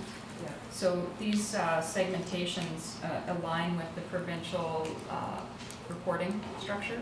So housing, social services, any form of social servicing, and any form of public health, which includes cemetery, would be included on this line.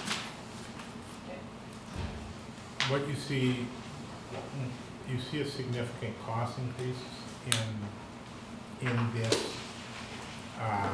this envelope, use that term, or this division, and that is because in 2019 there were costs associated with this. It was a contract that was associated with this, and that contract was captured under the CAO's office, and then subsequently has been moved to this line, which is what they are in fact intended to do. And so that's what is driving the significant increase that you see in the budget here.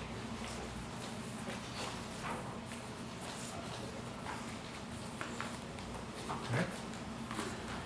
So, that being said, I'm sure you'll have more questions. What?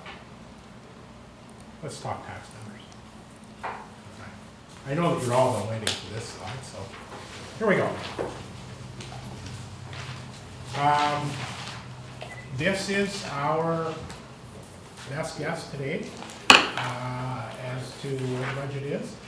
We are looking at an estimated overall increase of $1.4 million, approximately 4.7%. We're anticipating, or hoping for growth in property assessment, and therefore revenue of approximately 2%, which would leave at this stage a projected tax increase of about 2.7%. Now, again, as all things spoken around tax percentages, this is not necessarily what will happen to you or your neighbor, but more globally the increase in revenue required to be funded through taxes. And then we've broken that down into a number of components, changes in existing service levels, service level changes, special projects, and capital projects. So if there are no specific questions about this slide, I will step into this next slide, which talks more specifically about existing service level changes to existing service levels, I should say.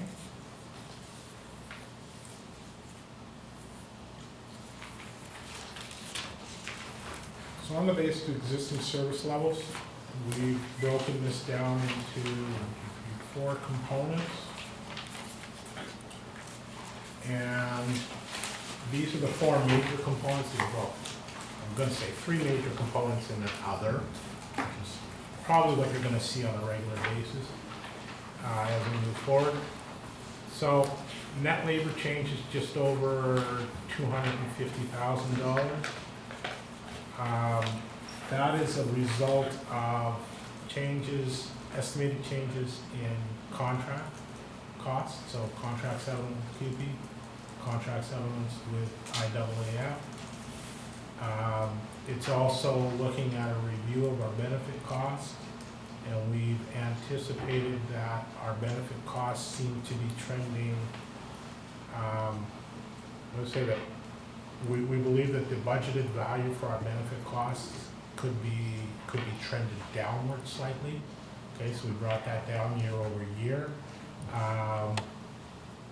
And it reflects annualizations of positions that were approved in previous budgets. So all in all things being said, we have a $20 million personnel cost budget. This equates to just over a 1% overall increase in personnel costs. So we think that administration's done a pretty good job of maintaining the cost structure and maintaining, keeping a good control over overall personnel costs. That's the number today. On contractual changes, or contract changes, there's two major changes underlying this number of just around 180,000. There's a change in transit, okay? And when I refer to the change in transit, I have to differentiate. There are two changes in transit. One is shown here, and that is an existing service level change, and that is about $60,000 annualization of the increase we had last year. So council approved change in bus service at that point in time. As a result of that change in bus service, approximately one half was picked up in 2019. This is the other half of the increased cost of bus service for 2020. And we have an increase in the cost of RCMP. And the cost of RCMP increase is a standard cost increase that the government projects year to year to year based on inflationary increases in cost, their cost of service.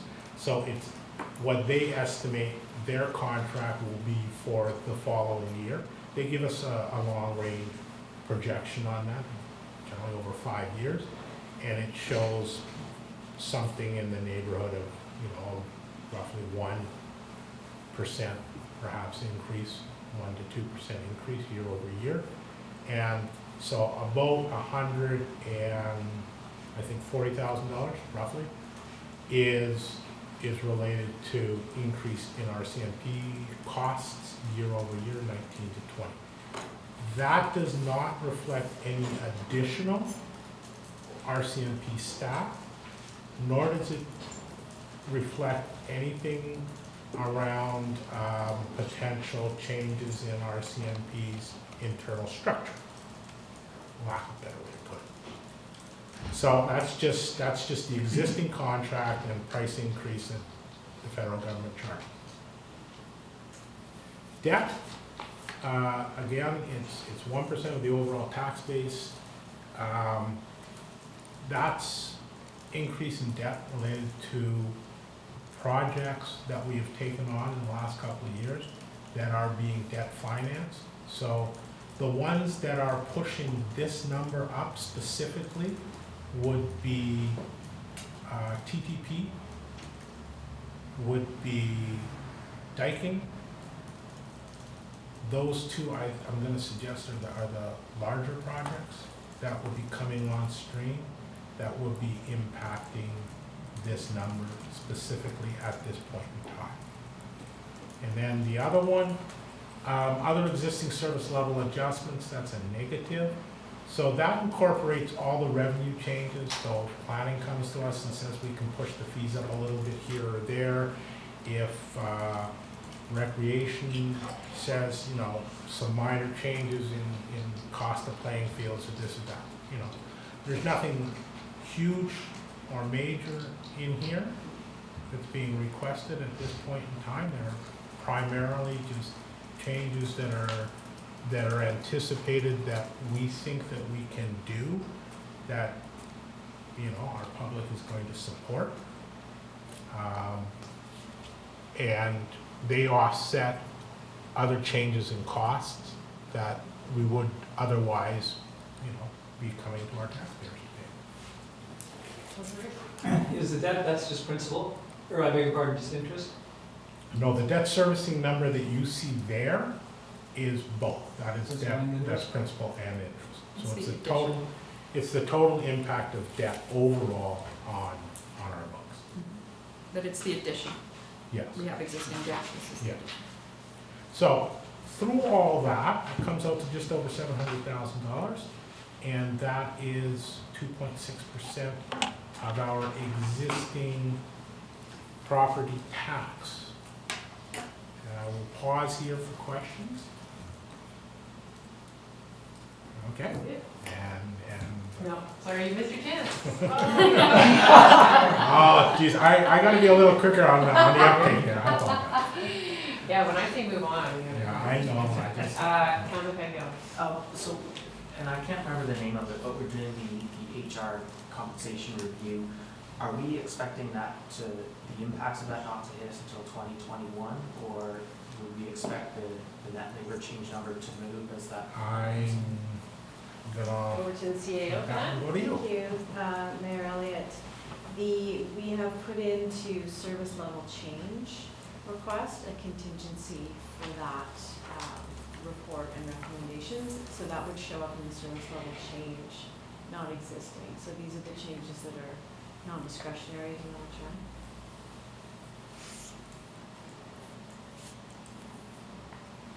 Oh, sorry.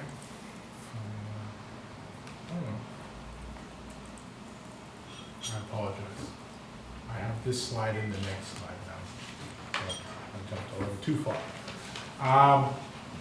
So, to your question, Councilor Pettigrew, the first item on that list is operating impacts of service level changes.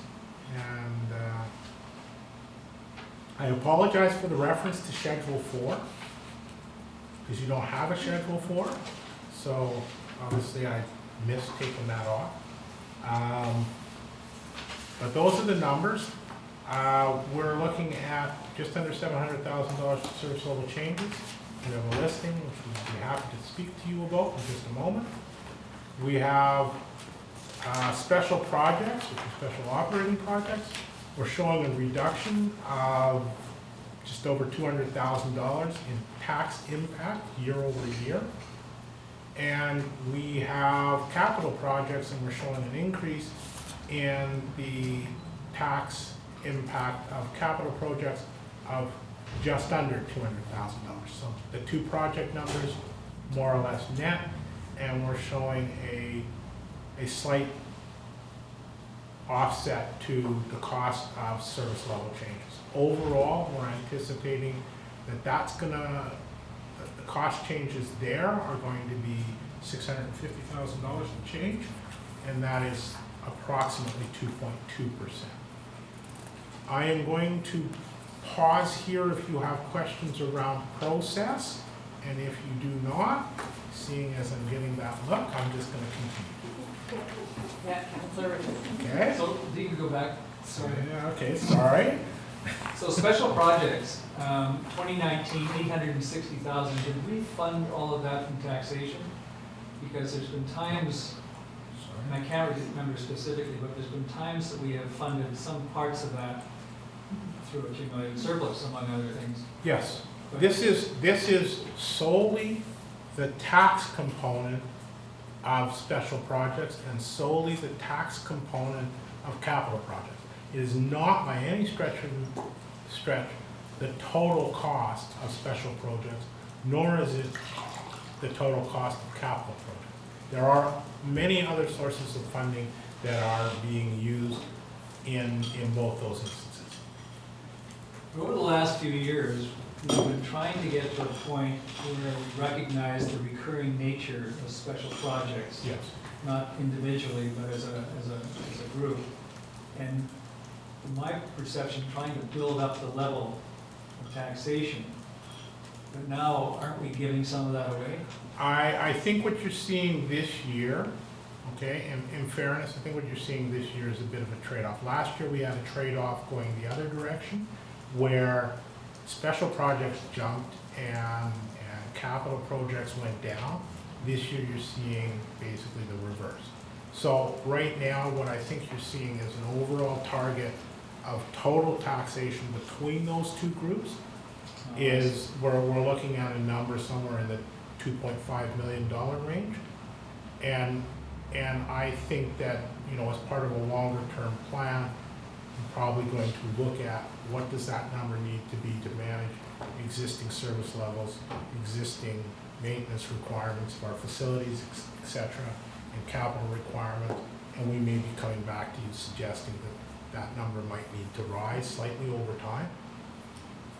Through the mayor, 650,000 was our target though. That was the envelope we were looking for, so we're comfortable with this level this year. I think it actually spiked up last year, but 650 was the sort of envelope we were using. I think this year we offered out 700,000, so it's a little lower, but we're pretty close to our envelope, to your point.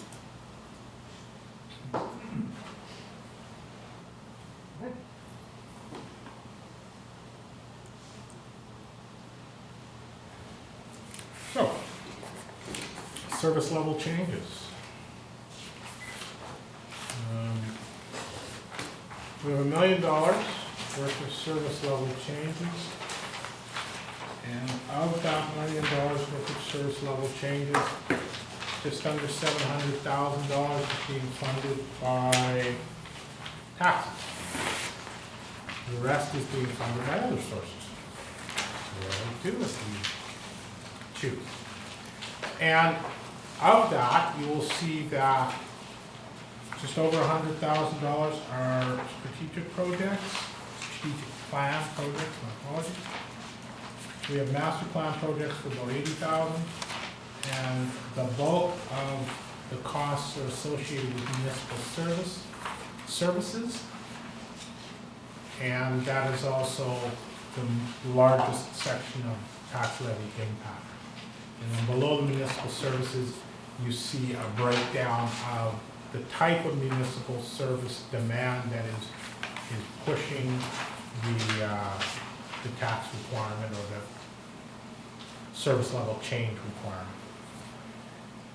Subsequent to that, there is a following page which outlines the approximate 17 different service level changes in a reasonable amount of detail, which aligns individual projects and also their total cost and their net cost. So at this point, I will stop and I will ask if there are any questions concerning service level changes.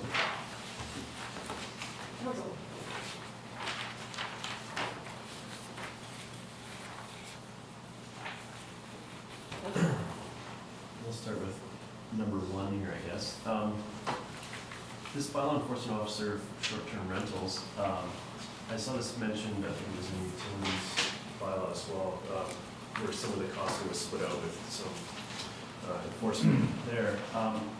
And we haven't seen that bylaw yet. I'm just having a hard time understanding the structure without, it feels like the cart's before the horse on this piece, because I think I would feel more comfortable if I had a better understanding of where it is that we're hoping to accomplish that position with bylaw in front of us before I make discussions. For the chair, that's mostly for the short-term rentals licensing and regulatory piece, which is coming in January. That service level change is annualized, I believe. So the assumption is we're hiring sort of halfway through the year to give us time to get the regulatory scheme up and running. Just a reminder too to council that it needs to be in the budget for you to affect that change in the current years or in 2020. So if you think you'd like to go there, we'd need to have it there. But I think the intent is that this position would not be hired unless you wanted to go there. Correct. After you receive the information.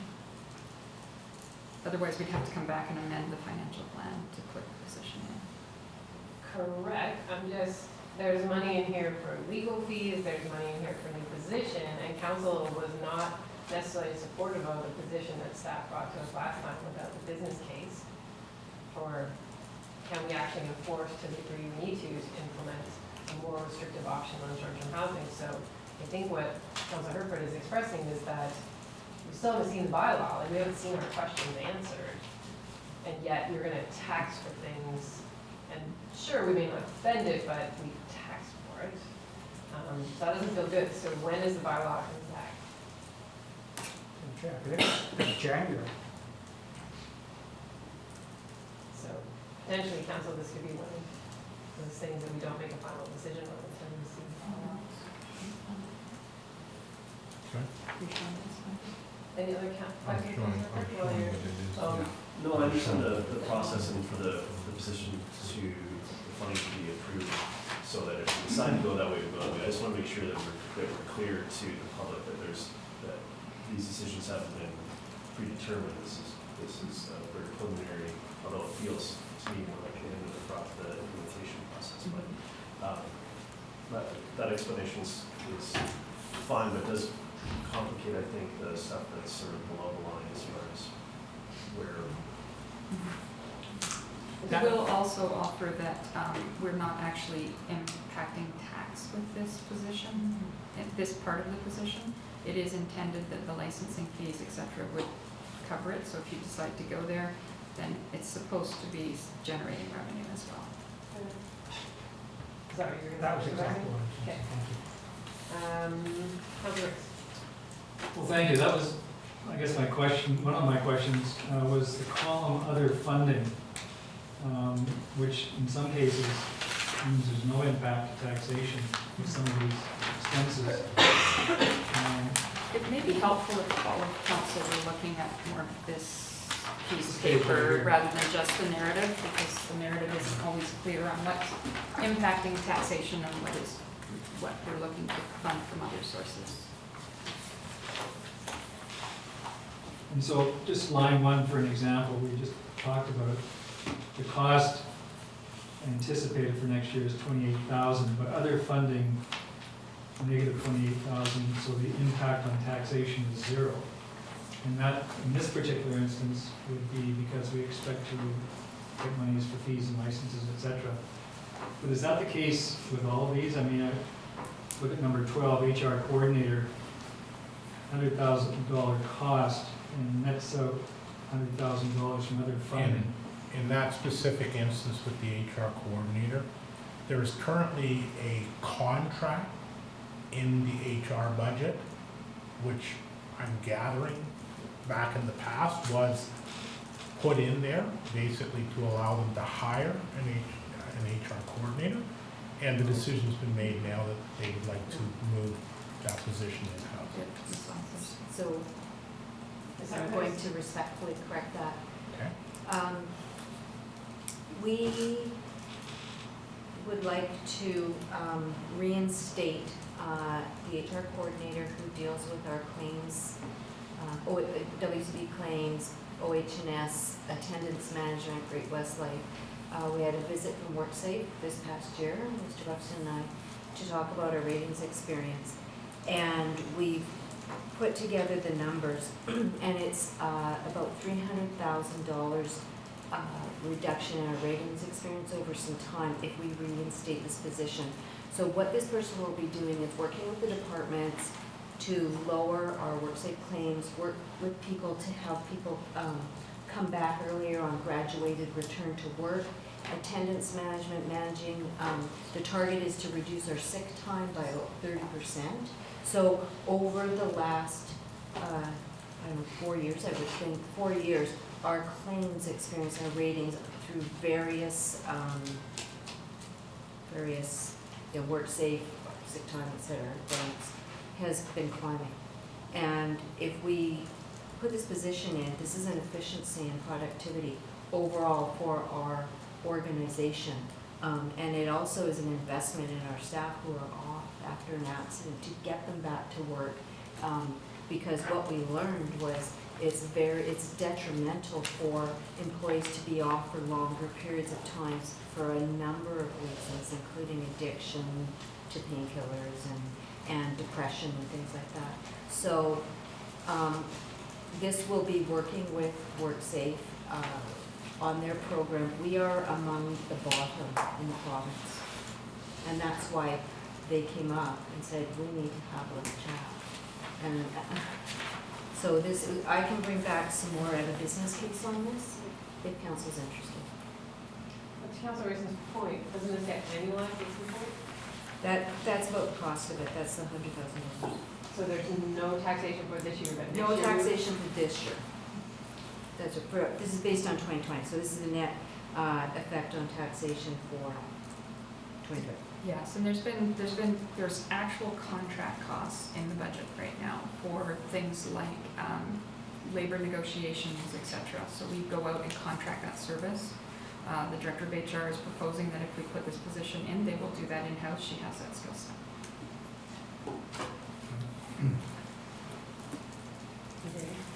The second is number 6, flex firefighter. And I was just not clear about the term flex. I don't recall that word that firefighters used before.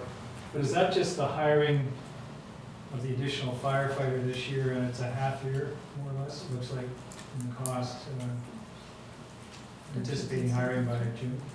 There's savings as well in on-call costs, offsetting the cost of the firefighter. Ms. Linda? Thank you. I remember asking our fire chief about the term flex. I can't specifically remember the definition, but it's distracting. It is the firefighter that is in the master plan, permanent full-time going forward. As Mr. Russell and Ms. Mathews indicated, there is some savings here in terms of the on-call nature of backfilling, and it will be annualized further. I believe this means that it will be hired once the budget is approved. And I believe, Ms. Lundy, hopefully, I'm not speaking out of turn, but I believe that it is because they're changing the day time. Like, they used to work during the business day, now they're looking at 12-hour shifts. So that's, I think, what they probably mean by the flex. Is to get it into new shift protocol. Last question. Yep. So 18, 19, and 20 appear to be below a line. I was just wondering, are they included in that number, or are those future decisions we have to make? Through the mayor, they are future decisions. Above the line or included is a ballpark amount that we put in as a contingency once we receive the capacity review from our consultants in terms of what we might potentially need in 2020 that's more immediate. What staff have done in the interim of that is pointed out 3 positions, and this may be a place where, rather than a contingency based on the strategy, the council, in discussion with staff, choose these positions instead. So these positions are looking forward to what we see as major capacity drains, or needs, I suppose is a better term, for our immediate needs in advance of getting these capacity reviews. We just wanted to point it out. So I'll give you some more detail if you'll bear with me. The Facility Planning and Development Director, now this is a position where heading into implementing the real estate facilities master plan and implementation plan, we're already seeing, as an example, working on the fire hall project. Currently there's a committee of staff working on it, which is fantastic, but there's no one truly leading it, and this is probably one of our biggest capital projects we've ever taken on. And following up behind that will be likely 2 more facilities over the next 3 to 5 years. So we just feel that the risk of not having a position there is high. Manager of IT Infrastructure and Security, this is a net zero from the point of view of risk management in terms of the cost of security breaches. We saw one this year with some malware. When you look at the research, the potential cost to organizations is huge. So it's not that we would receive revenue, it's more preventing extra costs as we get bigger and as there's more sophistication in the technology. Yeah, exactly. I was just going to say, in the sophistication of the TTP, we're bringing online point of sale and some other interfaces where there's going to be public access into third-party providers, into our systems, and we need that expertise in-house to monitor the risk through those more sophisticated service provisions that we don't currently do. As part of the carbon emergency concepts too, we are hoping to go to electronic fund transfers for almost all of our AP. Not only does that provide efficiencies, but obviously it reduces paper loads. And of course, once we start going into that kind of thing, the security around holding people's bank accounts and stuff becomes quite significant. So just to be clear, for the last one, if we accept any of these positions, can we subtract them from that 475? Is that Yes. kind of the idea? So we come out Yes. sort of neutral. Exactly. Okay. And we just wanted to point it out that these are staff recommendations, not the consultant recommendations. so that we're being very transparent with that. I do believe we're getting a final draft of that report this month. So it's timely in terms of continuing to inform what staff recommend. But we did just want to point out these two in terms of the risk and the capacity needs. The economic development specialist, this is, the rationale behind this is essentially continuing to grow the economic development capacity for the organization. And as CAO, I feel that that's definitely a council discussion. I can get right into the detail now in terms of what would be prioritized if this position isn't hired and we continue with our same capacity. And in short, and it is more complicated, but the target sector action plan would be less prioritized than working with current industries, attracting investment, and the work that economic development is currently doing. No, do we want to try to decide that now, or? Let's just go through everyone's questions generally on this list, and then we'll come back to specifics. Council Pagdale and Council So just on the other funding, it sounds like the other funding column, sometimes it is other funding, and other times it's actually just efficiencies. Is that correct? But I'm not clear, like HR coordinator, we're not expecting WCE to give us $100,000 if we hire someone at $100,000. We expect to see efficiencies in fewer claims and so on. Is that? It's a combination, it will be a combination of things. So with respect to the HR coordinator and WCB savings in WCB costs will be reflected in reduced benefit costs in future years. And the other piece that we would see is there is also the potential to allow us to do some shuffling around of positions that were contracted. So we could reduce the contracts that are currently in the budget, plus the savings that we would be able to generate through reducing our benefit costs would offset the cost of this position. For clarity though, if it's on this list showing a zero tax impact, it's because we are making the adjustment to 2 places in the budget. Yes. So otherwise, in the business cases, in some cases, you might see us reflecting savings, but it might not be something we can directly run into budget right away. So the business case might show something different. In this case, we're saying we're going to raise that. We're either going to raise revenue or we're going to take another cost down so that you do truly come out to a net position. Thank you. The recreation pieces here, the number 7 and number 8, and I'm just to that other funding. Is that coming from? Where is that coming from? That's from fees from use at the recreation facilities. Both of those. Yes, thank you, Mayor Elliott. That's exactly it. The improvement fee and the facilities membership are both revenue opportunities, and the small amount of money you see there is a taxation amount. It's essentially some casual staff to backfill Mr. Hoskin working groups on setting up the program.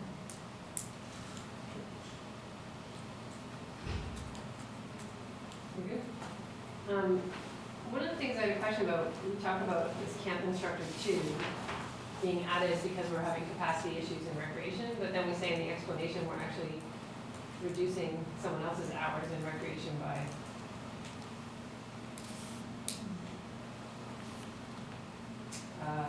$660 to get this position. So the explanation, project description says we're at capacity, many camps have wait lists.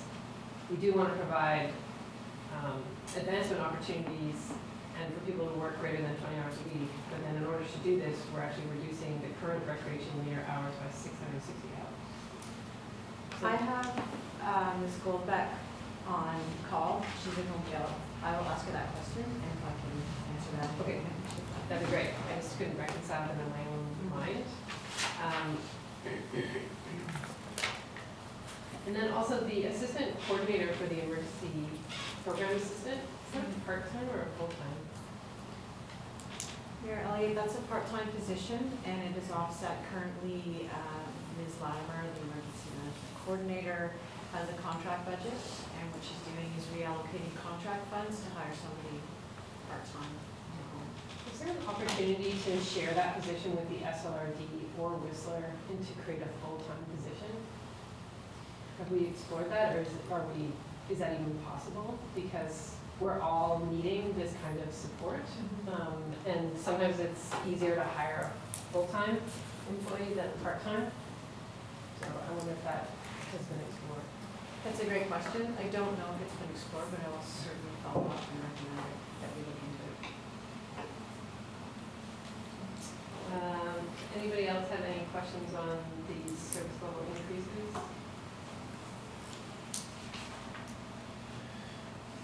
Councillor Anderson, and then I'll go back to Councillor Peckinpah. Number 19, the manager of IT infrastructure and security. You've related that we've had recent experience that illustrates a need and a need for expertise. Is there potential, or could we go out to an external contractor and in fact share, as we've just been discussing with our neighboring municipalities, some external resource? Or is it simply cost effective, more practical to have an in-house specialist? Who wants to take this one? My first instinct would be that it's more efficient to hire a staff person than a contractor. Contractors tend to charge more. And it's, makes sense to have somebody on site and working with our TTP project. We could certainly take a look at what capacity there might be to share with the position.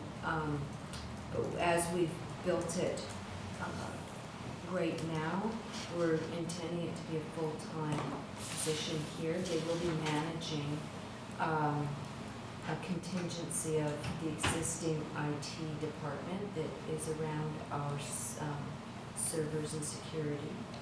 So it's not just somebody who's going to be called manager, they're actually going to be managing systems and staff. It's a restructure of the IT department as a result. Thank you. So two things. One, just for clarity, my understanding is what's labeled as the Arts Council washroom cleaning. Those washrooms, although it's the Arts Council building, are attached to an LCMP building park. I believe those are actually the park's bathrooms and are actually unrelated to the Arts Council. I just wanted to clarify that, so we're talking about numbers, we're not thinking, well, here's another chunk of change for the Arts Council. And this is quite separate, I believe. Correct, Mayor Elliott. This is just the term for the building, because the Arts Council is located there. It's our park wash. It's a good point, because elsewhere in the budget, we're talking about demolishing that building, and, but we don't mean the washers, because we're about to invest more in cleaning. Did you have another follow-up? Yeah, so this one's a little, maybe a tiny bit tangential, but in the community shelter maintenance, in part of the rationale for that, it speaks to challenges with people sleeping there at night. And I guess when I saw that, it's something that I feel like, I'm not sure for me it's addressed, we're addressing that well enough. I look at some of the things we're spending money on and think about how fortunate we are and where our money is going.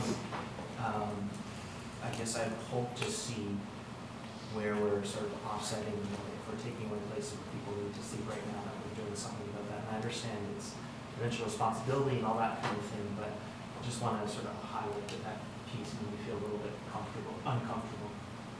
And it's not a reason not to fund the canoe shelter maintenance in general, because I think that's somewhat, not directly related to that, but that piece of how we're caring for our vulnerable citizens is important to think about as we go through this budget. So what was highlighted in 2019 to us was that there was no maintenance budget for the canoe shelter. It was an oversight, and it's been there for about 4 years now. During the inspection, that's when we discovered for the maintenance that there were people living in there. We've since taken steps, and there are people that we were very familiar with. They weren't living, they were just staying, so to speak. And we've corrected that. we've taken the security measures and replaced doors, windows, places where the inside of the facility was being accessed. So this is just the ongoing maintenance portion now, taking care of the wood itself, the structure, making sure it stays in good repair, rather than deferring any maintenance needs, because we know that that costs more down the road. We have a real estate facilities master plan that tells us what happens when you defer maintenance.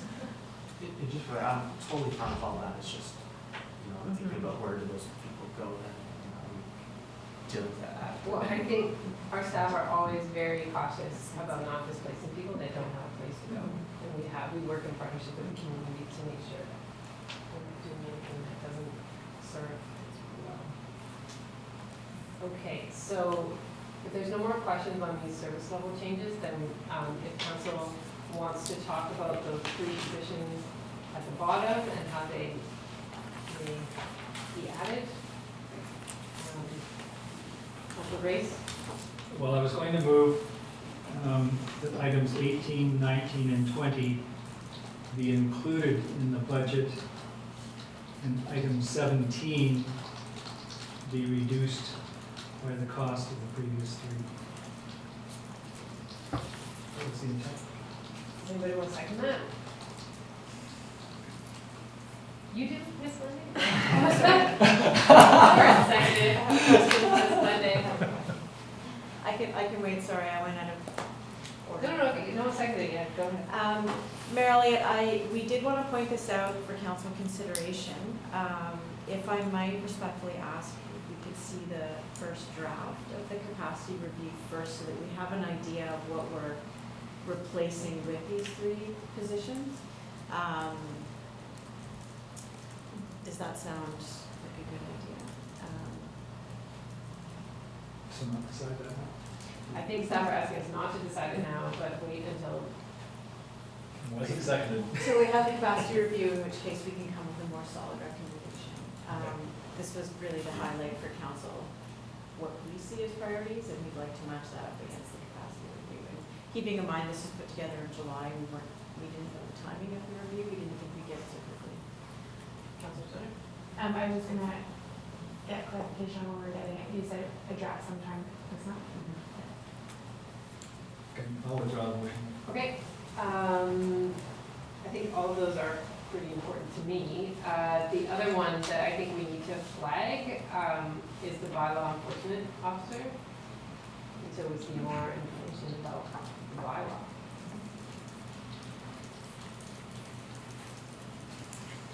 So I don't hear anyone striking anything off this list, but there's a few questions outstanding on this list. I kind of want to check in with staff because we have a close portion of the meeting that we need to do. So is this a good place to finish for the day? Yes, probably is. Okay, so let's do that. Let's wrap up this discussion and then we'll move into the closing. So motion to close. Moved by Councilor Rivers, seconded by Councilor Stoner. All those in favor? Motion carries.